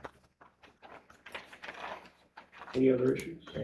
No, Dan covered all the ones I had and So Carol's letters will comply, Dan's letters will comply with what we discussed, Bucks County Planning Commission, Mhm. all okay? Will comply. There was a water and sewer letter. I think, were you okay with the water and sewer I comment? didn't get Yeah, Yeah, I don't- there there really weren't wasn't many any- comments there other than, he was questioning whether we need duplex pumps, which we have specified. So, We probably don't need them, but it's better to have them. so that letter's will Will comply? apply, yeah. June 2nd, one. Yeah, there was only one. 25. Yeah. one review. All right. Okay. That. That's it, I think. Yeah. Someone wants to make the motion. I'm gonna make the motion. That's it. Motion. That we approve preliminary plan for estates at Furlong. Plan dated review, May 7th, 2026. Major subdivision composed of 17 single-family residence, township file, SA 2024-02. Craig just read it off, but the night engineering letter of 5/26/26 will comply. Landscape review, 5/13/26, fire marshal hydrant plan, 3/11. Castle Valley review, 10/15/25. Buckskin Planning Commission of July 1st, 2025. Second. With the Oh, wait. caveats that I had. stated Yeah, that's earlier. what I. I thought you And were- then granting all the waivers. Yep. With the conditions that we had discussed. Yeah, I think Lori has it. Questions or comments? Public? All in favor? Aye. Aye.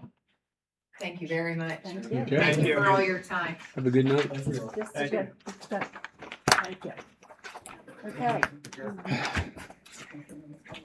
Okay, number 9. I'm gonna move that we agree to the developer's request for an extension of the time for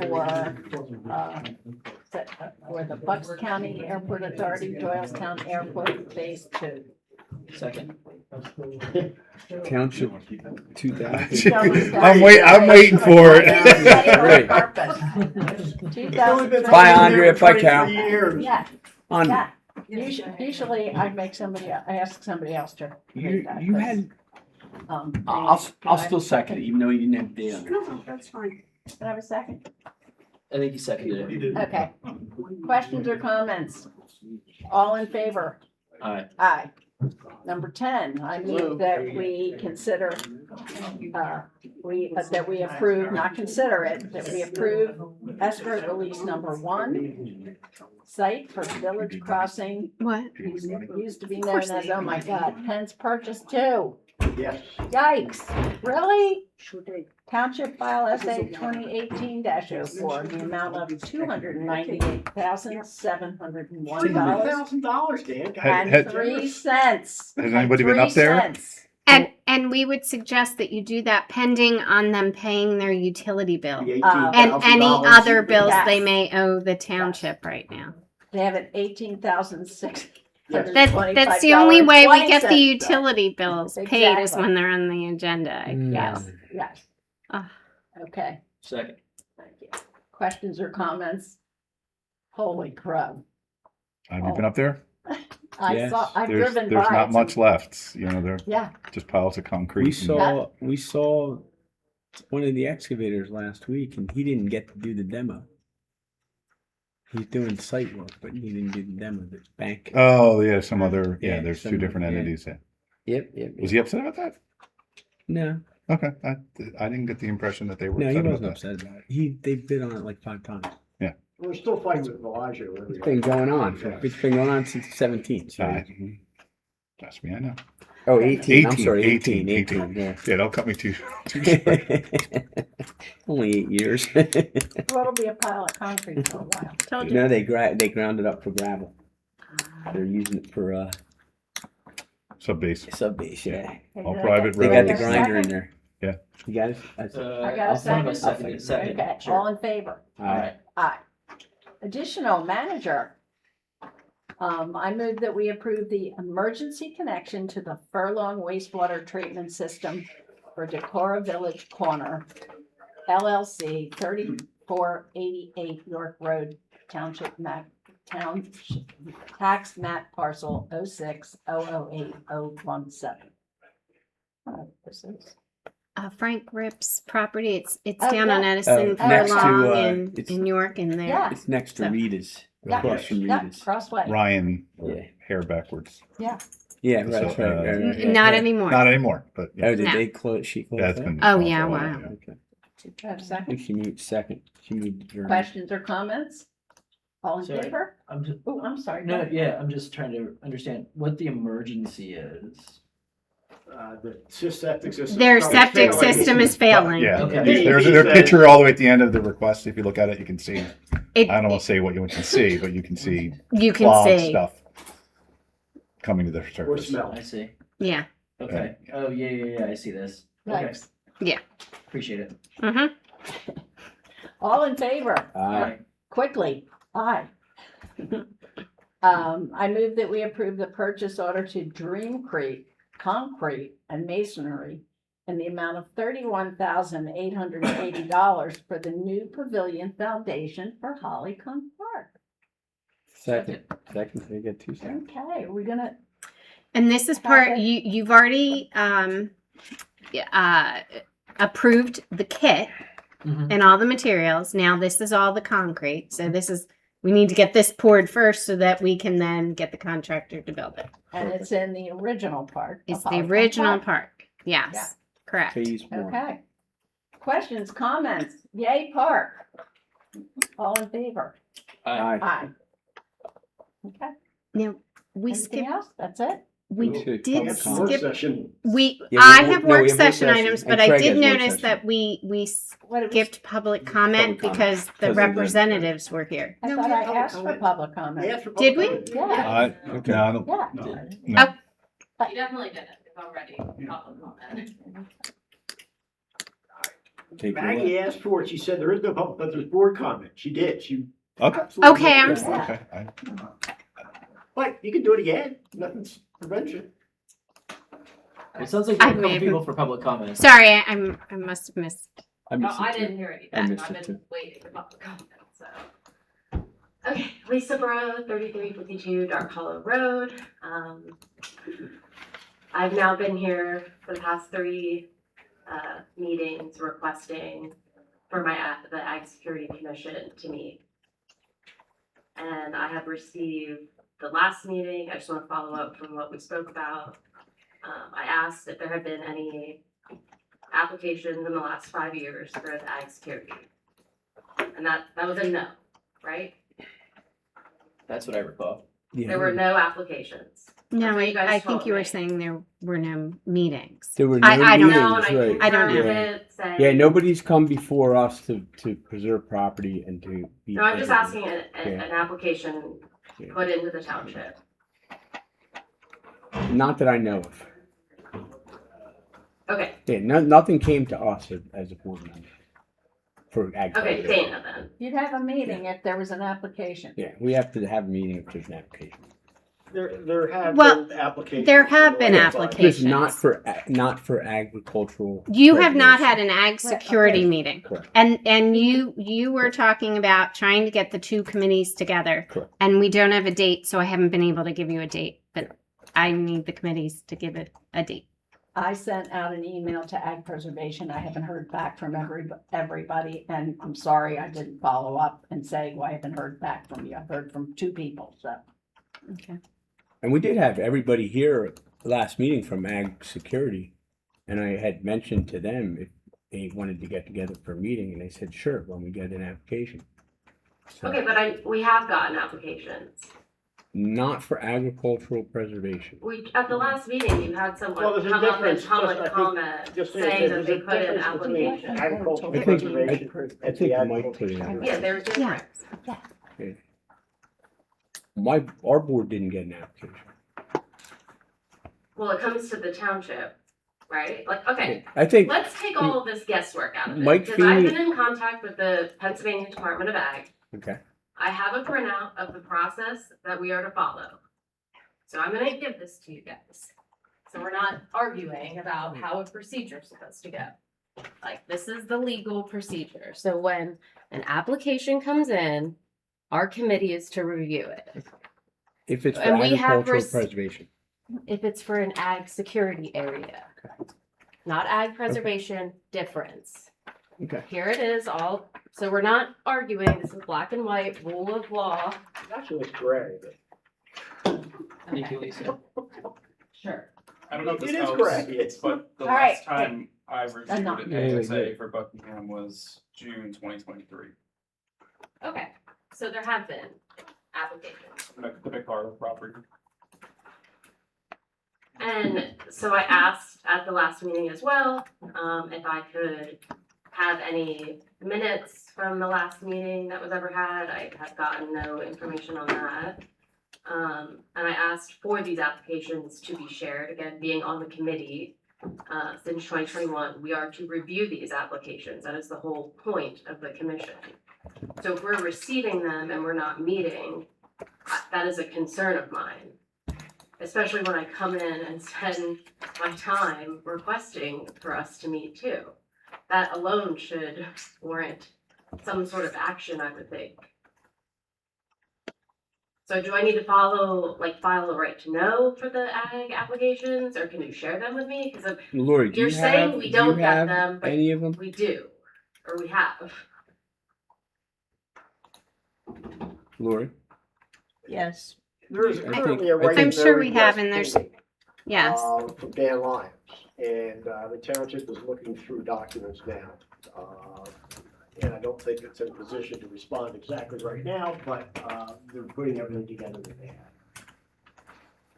Right, but as someone that's a And, committee and I think the member, township would be happy to share with you whatever they produce for this Yes. one. okay, so we're now saying that we have received applications, we just haven't met. So we're not following the ASA procedure. Lisa, we are the Agricultural Security Advisory Commission. Yes. Okay, so you can read what your job is here. And when we get applications for the Agricultural Land Preservation Easement Purchase Program, then we will meet. No, we meet when we get an ag Okay. security area. Okay, I disagree with that. Well, you can read that paper right in front of you, that is, and I can print you out the handbook if you'd like as well, from the Pennsylvania Department of Ag. Well, it's actually a statute, and that's Okay. probably the ultimate deciding thing rather than something that the agency would put out. Well, this is also on all of our neighboring townships as well, so they all follow this procedure as well. Okay. So, again, are we going to have a meeting? Because I've stood up here now, this is my third time asking for one. And it just seems like there's not, like, do I just keep showing up and Yeah, I asking mean, for a meeting? Like, it just. you want, when do you want to meet? I'll grab the other, I'll ask Lori, we'll ask Scott Yurikis, we'll ask everybody else if they can meet and I we'll think see. she's saying set a meeting, Yeah, I get a do. date, Yeah, set a meeting. I would like to set a meeting sometime in June, and if you can't, isn't Mike you can hit you if John can't? Yeah, Mike can do it then. I'm fine with that. Yeah. I'm just saying, like, it just seems like I've been asking since March, and I don't know why it's so I'm hard. still in the learning phase. Yeah, of it's not what that hard. what that- See if there's a meeting, there's a date in June that you can call a meeting. And we'll do are we gonna do, agricultural preservation also? I'm not gonna get enough people in June. Okay. So just Yeah. start here. So just and then wanna we'll do a confirm- combined Okay. meeting. And then I would like to So request that we wait, so have you the don't want to do the applications. combined meeting anymore? Yeah. Because I mean, she is trying to get the dates from people. Yeah, and but what I I'm don't think it but makes they're sense not to have a available. combined meeting, to be honest. Well, I thought you wanted the meeting because you wanted to talk about farmers and the community and that kind of thing, and that's why they had said like getting preservation and security Well, I think together, that's a whole right? other topic. I think you guys could have a farmer forum, you guys could invite all the farmers to come. I don't think having two committees, especially ours that hasn't met in, what, 5-6 years? Like, I think We had it would every, be nice for us to just meet yeah, and, we had everybody here for last meeting. We all talked about the deer program. yeah, I was here, That was the whole committee right there, okay? was sitting there. Yeah, I guess my concern is that we have received applications and we aren't meeting to review them.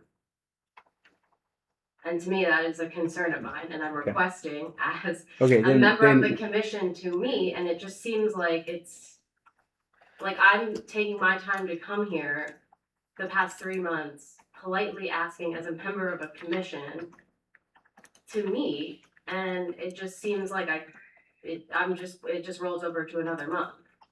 Sorry, I just want to make sure I understand the process. If we get an application, the county also gets it? Yeah, we have to review. Okay, so if the county has it, we should have gotten it, right? well, What- yeah. I just don't- What was the Yeah. one in 2023? Uh, You pulled it up, just McGartle. out of curiosity. McCardle. That would be McCardle. Because, and he put it in because he reached out to me to preserve his property. That's how it started. Sure. That's how that Yeah, started. that's how that was started. So, and I don't know, because I'm not on that committee, but I don't remember and I'm not disputing this. I only know of applications that come in when someone's interested in preserving. I'm not saying there aren't others. That's all I know about, so. Right, and if they're going through the county land preservation, they would have to be in an ASA. And so the last one that you have is 20, do you have any prior to 23? I don't know how easy it is for you to access this. Yeah, I've spoken with Bryn and Aaron over, and so we're in contact about Oh, okay. what's going She would on. have all that information. Yeah, my husband serves on the Bucks County farmland preservation, so pretty in step with what's going on. So I just want to confirm, we will have a meeting in June then. Yes, we'll have a meeting in Look out for June. an email from you. Yep. For a meeting in June. I'll reach out to everyone. I already have this all on an email, so. Okay. Great. And I assume Dana will have to put public notice out for the meeting, right? Of course. Yep. And then will we be able to have the applications that we have gotten in the past 5 years at this meeting, or should I file a right to know? Like, I don't. I think as understand. Craig was just saying, we already have one from Dan Lyons, and we are working on his right to know. So we can have that at our. So meeting. if you want that information, we can share it with you. Okay, perfect. Thank you. I'm so sorry that you didn't hear me say public comment. Yeah, I definitely would have I, stood up and not. well, you wouldn't have been, Nine, you wouldn't have been 20. sitting here all this time. Yeah, that's why I'm saying I definitely didn't hear it. Yeah. 'Cause I wouldn't have. So I didn't bring it, about 18 months ago I did apply What? for 675. You had said that at the last meeting. And I'll bring it next Yeah. time, I didn't Yeah. come for that purpose, I didn't know she was gonna talk about it. Dan Lyons has asked for that from you. Oh, he has, and I've actually. We're working on it. Looked at it, and like you applied for 4 properties, 3 of which were already in the agricultural security district from 2009. But there were 7 properties. You applied for 3, as I recall. I'll bring the sheet, I applied for 7. I have a I've receipt seen the from sheet. Dana telling me what I applied for. Okay. I mean, what more can I have than that? I'm not arguing with you. Mike. Okay. But It Craig, is what it is. that's not the point though. The point is, if you apply, then you have responsibilities. So as far as I know, it's not recorded. That's my point. It is recorded. The ones you did in 2009 are recorded. And the ones I did a year and a half ago, I don't know. Sorry, is a tax map parcel considered an application? No. Or a property? A tax map parcel is the identifier that the county uses for each individual property. Okay, so I have the letter that Dana sent to Mike. 1, 2, 3, 4, 5, 6, 7 tax map parcels. Okay, and how many did she say are already in? It just says we're in receipt, the applications will be processed. Okay. This is, I A don't lot know of if there's a those- follow-up. A lot of those were already in the agricultural security district. Okay, but there were others that weren't too. And where are they? Well, They're why not did you recorded. reapply for ones you already had in the district? For the four that I protected myself. No, but you already had protected Okay, yourself. I have So is there a four, I point to have four reapply? that are not protected, that I applied for. Was there a point to reapply for ones you already had in the district? Wait. I was making sure, because I wasn't sure that it was. Oh, well, you can. How would I know? You can go to the county and check in the records, because it's recorded. There's four, Craig, that you've not dealt with. What are you gonna do? What are they, Where are they? Where are they? Are they? Like, We're I'm pulling looking through all the this stuff. program Dana and I are together looking through all this stuff. right now. And, All put it the all together applications. and, He put in we'll a put bunch of it through the right applications a couple request. If years you're ago. working with Dan Lyons, you get them As from we're him. looking through He some asked of for them, he- some of the them last time I asked, I was already. pretty sure that I had in. applied. Yeah, He okay. texted And the me ones and that said, weren't, "What's going are on?" I said, "I don't know. are they I'm pretty pinned sure that in? I applied." I never heard back. What? I understand Are the how ones the that were process not? works. It's 180 days. Didn't What's- Dana send you a What letter he's back? asking, Yeah. what happened to the ones that weren't done? You, Dana, do you I have a letter don't, we're you sent looking me? at it right now. Do you have a letter that you sent me? Why are we looking at it right Mike now? has it. At, like Okay. 4 years ago or something. No, a year Yeah. and a half ago. So. It was July Or- 23rd, 2024 was the letter that. Well, I the don't have it township in front of me because I don't know why you have all these letters in front of you. But I can fully get it. We're going through it right That's now fine. That's not the point. and though. and doing Well, that. what did you do with it though? That's the point. Did you have, she just went through the requirements, what you're supposed to do. You're supposed to record it. Okay, I'm That's gonna why- cut this off because what's supposed to be done is a statutory matter, okay?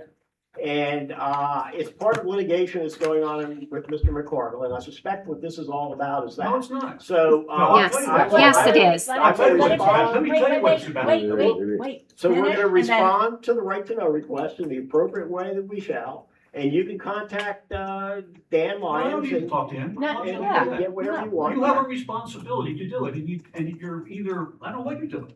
It's clear. You don't know what responsibilities we She have. just Mike. read, she just gave Wait, you wait, what your stop, responsibilities are. stop. But you didn't see the whole statute. The statute actually says that if the township doesn't do anything in 180 days, it's deemed approved. Correct, correct, but you have to record it.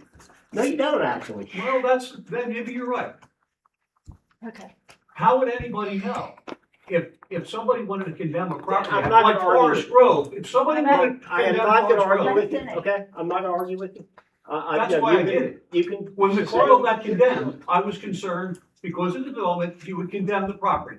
Probably unreasonably thinking, but I did. I felt that, Okay. and that's why I did it.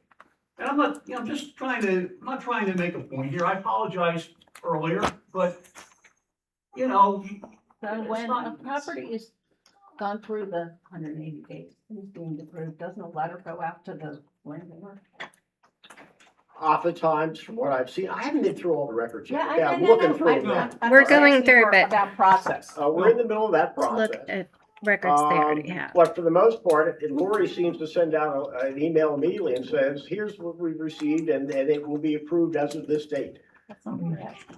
well, But in any event, we haven't been through it all yet, so I don't have answers for it. I'm gonna go through the documents and see what we have and right, produce it. but, And it's part of a lawsuit, and that's why, no, it's not. Not his. I'm not suing you. not his. yours Suing you. isn't, but well, I don't know. No, but that's what all of this is about. It's all has to do with that. Yeah. Yes. What, that? So, That's why- So why do you think Dan Lyons is calling you, Mike? What's that? Why do you think Dan Lyons is That's calling you? why Mike Because I know him, I Bateman, know his father really well. that's why Mike Bateman was has watching it all on the, TV. all the emails. What's that? I don't have. That's all why the Mike Bateman has emails. I don't. I have a letter that I just have this letter with the tax map parcels. I'm not that concerned, I just want you to do it right. I mean, seriously, I'm not looking to sue you, I'm not looking to do it, I just would like you to do it right, that's all. Maybe you've done And it we right. would like you to do it right. Thank you. Well, what can I do, Craig? Stop, I stop, didn't request. Sorry, I'm Yeah. sorry, Craig. We, Yeah. we should not talk to residents Yes. like that. Let's Like, just all Yes. take. Sorry. Stop. please don't. It was, when I talked to Lori, she said, we're not gonna do anything for 180 days. All right, we don't do anything, and then you're automatically in. Okay, great. I'm thinking, okay, I'm done with it. Then I find out that there's a little more to it than that. Maybe there's not. If you don't record it, how does anybody know? It's in your drawer somewhere, you're looking for it, it's in my drawer, I lose it, then where am I at? good point. Take your point. I hear you. They're looking for the information and It's been about 3 we'll weeks now. get. We're not gonna, it won't be 180 days before you hear back and find out what's going on with your property. 180 days is more. I'm well being over. facetious because of I'm trying to make a joke. It's not a joke. You know. Okay, so Maggie, I we wanna tell will you get the something. I information want to tell you, back. I respect you more than any other person in this world for what you've done to preserve land in this township. But somewhere along the line in the last 5 years, I don't know what's going on. We have 5 farmers who I know well, all have major lawsuits against this township. That's why I ran the thing. I don't want to be 85 years old trying to sell that farm. I'm young enough. And it's the culture that you created with. When you say 5 farmers, there's lawsuits because they're not farming their property. They're running industrial uses on the property. McCarles is. No, not McCardle's, but name the other 4 farmers. Frolics is running in their industrial use on the property. He's not forward. Kervick. When you preserve it, Maggie, are you going to tell people? He's who still preserve the farming the land property. that He preserved they- Yeah, he's still. They preserve the farm. Give him- He's come still on, seriously. right, Right. but he's You know still what? he's still farming it. I mean, Lisa farms on that property. They have it on their application. Kervick didn't preserve that farm. He bought a preserve Okay, farm. what's the difference does it make? Well, It doesn't make because- any difference, but it's still being farmed. And It's still being Oh, farmed. and actually, he's suing me So personally, I so. know. so, no, no, That's no, not- I no, don't like that. I no, don't like you- all that. He's But- he's suing me personally, so I won't discuss anything that has to do with Okay, well, Kervick you just because I asked me can't, who, okay? but I know all these people, and, maybe I've caught a selection of people that's not right, maybe everything else is, but, I don't want to spend $300,000 on a farm that I gave away for $2 million to build a house for one of my employees. That's what this is about. That's understandable. No, what it's about, if you John's right. came in, if we got together, we had meetings, you wanted to build 3 or 4 houses. I'm talking- okay, Can go I ahead. finish? Go ahead. Well, let me finish, because I'm trying to be nice and courteous to you, okay? We had meetings. You wanted to build whatever you said, 4 houses, whatever, fine. And I know I said this because this is how I say it. Well, we just preserved an 80-acre farm that was, Frank Rip paid $15,000 an acre, so it could pay $15,000 an acre. And in my memory, you said, that's not enough. What? Yeah, You finish. and then I You said, finish, and then I'll I finish. said to you, because I know this is how I do it. Well, we get to 18, we can, because we can do maybe something. And you said that's not enough. Now, I'll just finish because it's, years ago. If you had said, okay, I'll take it, why would I walk away and say, oh, I'm sorry, you can't build 6 houses and have us pay $18,000 an acre? Why would I walk away from that instead of letting you build 3 or 4 houses and preserving the property at $18,000? I wouldn't. And I've been doing it a long time, Mike, did you throw a number out at Maggie? Let me finish. or 24. Yeah, when Maggie- If you threw out 24,000, I'd say, I don't know how we can get to that because I know what actually, we got appraisals in that were only 15 an acre. That's why we only paid that. I mean, I'd be stupid, and I'm stupid in a lot of ways, but I'm not too stupid to say if my neighbors across the street, yeah, build 3 or 4 houses and take 18 or I couldn't have gotten an appraisal for $24,000. So, I don't know why, what you think, Tell me but when I you're done. wouldn't walk away from that. Okay, now let me speak. Do you have any more to say? Yep, no, I'm That- done. Well, you're gonna I'm listen. more than done. Okay, You're let's gonna just listen. Let's listen. The issue wasn't the value of the thing. When you said to me, because you wanted to preserve the property with no houses, That's the conversation. And I said, I waited, let me finish. Yeah, Give me my That sounds 4 about minutes or right. whatever. I said, I want to build 3 additional houses and give them to my employees. That's what I wanted to do. I remember. And you said, that's going to be very difficult to do. That's what you said. Mhm. So that's when the meeting ended. We didn't talk a while. I spent a year finding out what that might mean, what that would cost to build these 3 houses to give away. Snow fence all over the place. Well, you got to do snow fence ordinance. 30,000, 40,000, 50,000, whatever it costs for snow fence. Preserve properties. Bill Sinclair, 80-some acres, got a snow fence. I don't know what it costs, $50,000, $60,000, $70,000. So when I weighed all these things together and thought about these 3 lots, I'm like, I don't think so. It wasn't 18 or 20, that wasn't the issue, what you're going to pay. Right, The that's issue right. was the difficulty of building 3 lots, or 4 really, 3 building lots and 1. And your zoning didn't allow for it. You have 5-acre zoning. I built 3. There's nothing left to preserve. I would have had 20-some acres that I could grow trees on, but your ordinance didn't allow that. You have 5 with this crazy under 10-acre, 1.8 acre zoning you have, which, and I just sat down and when I looked at all the things that were going on, I said, this isn't going to work. And it wasn't 15 or 18 or 20. That wasn't the issue. The issue was the 3 houses. Well, I'm sorry, Mike, because I thought the issue was No, we weren't paying enough for preservation. no. I can't, We can only pay what it's I didn't know appraised. that's not our issue. That's not his That's issue. not an issue. Yeah. No, I mean, I Yeah. want to get what I get, but that wasn't the issue. Yeah. no. The issue was how difficult it would be to build 3 houses. And I'm thinking 300,000 a lot, 250.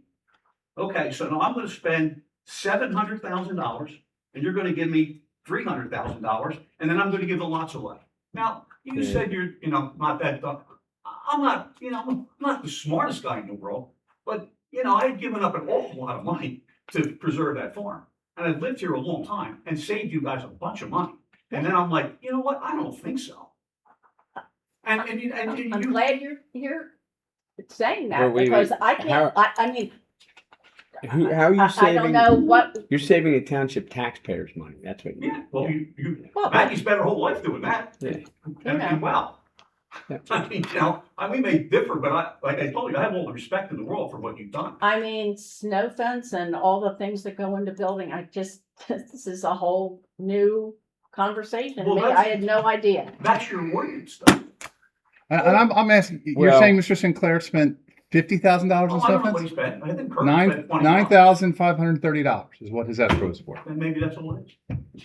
No other township has snow fence that I'm aware of. Well, you can reuse snow fence, It's And- nice. That's not the issue. and the, That's and, not the and issue. the other, On and on, and the inspections and on and on and on and on. but the other issue is that Pull a file, man. You should pull a file and Plastic- find out what some of these people I pay. don't need to pull the file. I understand what you're saying. And what should we do about it? Are you gonna disclose that to people who preserve their farm? You should. Hey, by the way, that's great, but it's gonna cost you more to build your one house than we just gave you. I mean, Bill Sinclair, I know pretty well. And I remember, man, we played golf at Lookaway. but Mike, you just said he spent $60,000 on snow fence I didn't and say that. I said it can cost that. that can cost. Okay. I'm surprised. Maybe I'm wrong. Maybe Okay. people told me things that are wrong. I don't know. Yeah, you can. And that's installed or is that the value of the fence? He probably installed it himself. That's the I, value. I'm just telling you that's what the escrow and what they approved. So Well, that doesn't mean that's what he paid. that's what they told us it was going to cost them. So when are you guys gonna make it easier for someone who wants to preserve a farm and build a lot? How's that gonna happen? I'll tell you how it should happen. You should take a bond out for the farmers of this township. Provide them the money. If you spent the same amount of money that you spend preserving land to help these farmers, to build stands and have an agriculture community in this town, and the time that you spent, if somebody like you did the same thing, you would have an agricultural community that would be unbelievable. Okay, thank you. No, that's not an answer. I don't know what, Yeah, Mike, I mean, it costs. if I did that, I honestly, I don't have the plan for that. I don't know. I don't know exactly what you're talking about. And I'm not disputing it. I'm not arguing with you. So I don't know what to say. Well, what, you could pull some files and see What are you talking about? what it's costing people to do these. It's expensive. Yeah. And it's expensive in Salisbury Township and it's expensive in Plumstead Township. It's And expensive, right, it's expensive everywhere. but I don't And then, know. and it gets more, And the wait, two hold on, people Maggie. that And it you gets more, mentioned didn't preserve those properties. That means nothing, really. Are you telling me? It does mean something. You know, It's being different. it's It's still, what different? it's Somebody- still it's different? yeah, they're still running an agricultural business on those properties. Kervix has some, if, he should have someone farming it. Lisa, he don't does. you grow stuff over there? Yeah, so, But I don't see the difference. no, I don't care who preserves the property, but the properties are still being farmed. Right. Yeah, so, and it's expensive, and unfortunately, a lot of it's trickled down from Department of Environmental Protection. I mean, it's going to get, and right now it's going to get, it's when just the PFAS alone. You know, right now they are doing public water, but they want to do sewage too. They want to clean the sewage before it's sprayed in the field. Oh, they want to do stormwater too. And do storage, And see what that costs. So these rules, when it comes to detention basins and all this other stuff, that comes from stuff that we have to put into our zoning. I'm not gonna disagree with that. Yeah, and the same with fire. People still complain about fire suppression systems. We don't have any choice over that. You don't have a So the concern? conversation about. Yes, it came from Dan, did it come from National Building Code? It's in the current building It's code. in the building for code. The state But- adopted code. the state adopted. Yeah, the state Yeah, adopted yeah, it, and then we had yeah. we had to adopt it after the state adopted it.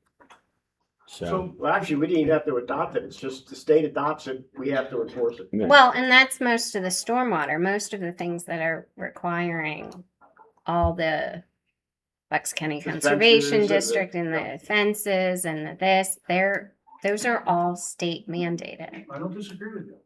So, So- but the It's township expensive. can't just say no to them. The I the don't township disagree has with to It's how it's. follow them because we, just like you have to get a permit, we have to get a permit. We have a Understand permit from the state. And we did once upon a time put in for tool sheds a larger footprint, and we got in trouble for it. So No my thing stormwater is, approach. then if you're saying all this, what's a landowner's incentive to stay here? If every year it gets harder to do the most basic things, Yep. that's my point. That's why I want to sell the place. Yeah, Because every year it's going to be worse. it's gonna. And every year I'm going to get a year older. And so while I'm young enough and financially secure enough, and the option of doing 3 houses isn't there, so I'm just going to do it and sell it to somebody. And you know, Mike, whatever. you Let put them do it. yeah, you put in your time. You deserve that. So, but it probably would have been a lot easier if you did it 20 years ago. Well, that's kind of my point. Yeah. And the same thing Yeah. with somebody building a farm stand. Yeah. You know, what your father built there was, I don't know what he did, probably almost nothing, 40 years ago, 50 years ago. If somebody else wanted to do what you have, Oh, we it couldn't would do it. cost them $1 million. Yeah, we couldn't That's do a it. problem, Yeah. don't you think? And Oh, that's yeah, why, it is. that's why I went to the bond. It is, Because, well, that's why I said something about the bond, because it's not that expensive. And if the residents want agriculture in this township, you should take a bond out. well, and we you should do. pay for all We that. still have a bond, but it's for open space. Right. Yeah. I'm talking about the farmers in this township who want to either Oh. build a house for themselves, a family member. I mean, where are the people that want to work in this You farm? couldn't wanna do live? that legally. What's that? You can't take a bond out. The township can't take a bond out to benefit a specific sector of residents so they can build houses. You get Plus, it's sued farmers. over it. No, you Probably- can't. You get sued over it. Well, anyhow, it's, you know, now you know why I sold the property. Because, Yep. you know, 5 years from now, it's going to be harder. In 5 years, I'm going to be 5 years older. And I figure maybe by the time I'm 71, maybe by the time I'm 80, I'll be finished. And that's what I'm looking at. And maybe I'm not really blaming all of you, but it's Yeah, just you in my are. point of Yeah, view. yeah, you are. Listen, Well, no. I Yeah, think- you no, are. No, Mike, I'm in. no. Dana was very With careful about with saying, things that no. we Most of really the things can't do a are out of lot your- about. Okay. Most of the things are out of your You control. guys Dana gotta just talked calm about down. that. Yeah. I mean, Is I that don't have new to anything. you? What's that? Is that something Okay. new to you? I think Both it of probably you, is. Both of you have to calm down. What? It's new? It's probably new to you that it's out of our control. Not really, no. Well, not completely. You interpret all these laws. No. That's a, well, you have, well, I'm not gonna go there. I'm not going there. I would make an argument that there are townships, these are all state laws, and I would make an argument that in many other townships, it's a lot simpler and a lot easier to do than it is here. I'll leave it at that. Well, Mike, I'm 10 years behind you, so, but I'm not selling anything. I'm just retiring. I didn't really want to sell it, John. I wanted to do I something for know. my employees so I could retire. So I wouldn't have to work as much. And they all have to drive 45 minutes. Yep. No, I Work know. every day. It's hard to buy a house around here. It's impossible. It's very difficult. And you even own the land if you can't do it. Yep. So hopefully we understand each other. I hope you understand, and that's what really bothers me about being put off this committee. Because I did something that really, maybe you But Mike- understand better my motivation now. Yeah. for- I gave this Mike the opportunity to remove someone off the list. That's what I said to him at the end. I said, Mike, take someone off the list, we'll put Mike Feeney on. And he didn't take that opportunity. That's what I said in the meeting, in public. Is that true one? What's that? Yeah. I just wonder. Yeah, he I said, said, take one of these, which name do you want to replace Mike with on and you here? said the only ones you wanted on there were Miles and Donna, and Correct. And I said, take someone else's name off and put And Mike that on. would have gone into a whole nother month of discussion because of the board, and the board already. It would have been your vote and my vote, and that would have been the end of it. No, I'm talking about removing somebody else. Like, I don't want to override what. I don't know any of these people on here, Cut I it short, John. except for Miles. I knew Miles and Yeah. it- I don't want to override what I heard directly from the committee. So what I heard from the committee, I had on my sheet. The two names that you guys wanted on there were not necessarily two names that I had feedback from the committee on. So if I would have said somebody else, it would have been somebody else that we had already talked about and we're counting on. It would have ended up a whole nother month of discussion. And we need to get rolling on this committee. I'll tell you what. well, they had the last meeting they had Mike's name crossed off, and they had a lawyer on there who I had never met, and so that's why I took off the And, lawyer. Right, and I said, I think that was a miscommunication that was communicated to Dana before the meeting. Well, it was Louise and Lisa and Dana who all came in and sat down and talked about it. Right, and Right? we circled up. I hate to say this, but there's a lot more that we have to discuss. Yeah, we have a lot of stuff to talk Yeah, I about. feel like we're going in circles. Yeah, But we are. our But note anyway. About Mike was, because from our last meeting, when y'all were talking about these numbers, first of all, you guys, Maggie and John both said you guys both wanted Donna. Correct. That didn't come as a rec from us. That's correct. Okay, because you just said you didn't mention Donna in your last, what you just said. Because there So was we made that there was- edit it was to almost- accommodate you guys saying that was the feedback from you, and there was hesitation about Mike. So our comments in the last meeting was, if there's gonna be a reservation about Mike, and you guys aren't gonna put him on, this is who our, Paul would be our alternate. I told Dana and Maggie I was putting Mike on from the beginning. Right? You did? Dana, right? You did, Yep. but then we. I said he's my neighbor. The marching orders from the last meeting were Yeah. find one person to replace for Donna. Okay. My understanding was they came back, made that recommendation. It sounds like there was a miscommunication. We talked about it prior to the meeting. Okay. That nobody wanted to make any more. And then it would have gone into a whole nother month. Okay. So I It see is Mike what it as is. someone who's incredibly valuable to the community and someone that I hope will participate in Parks and Rec despite not necessarily being on the board.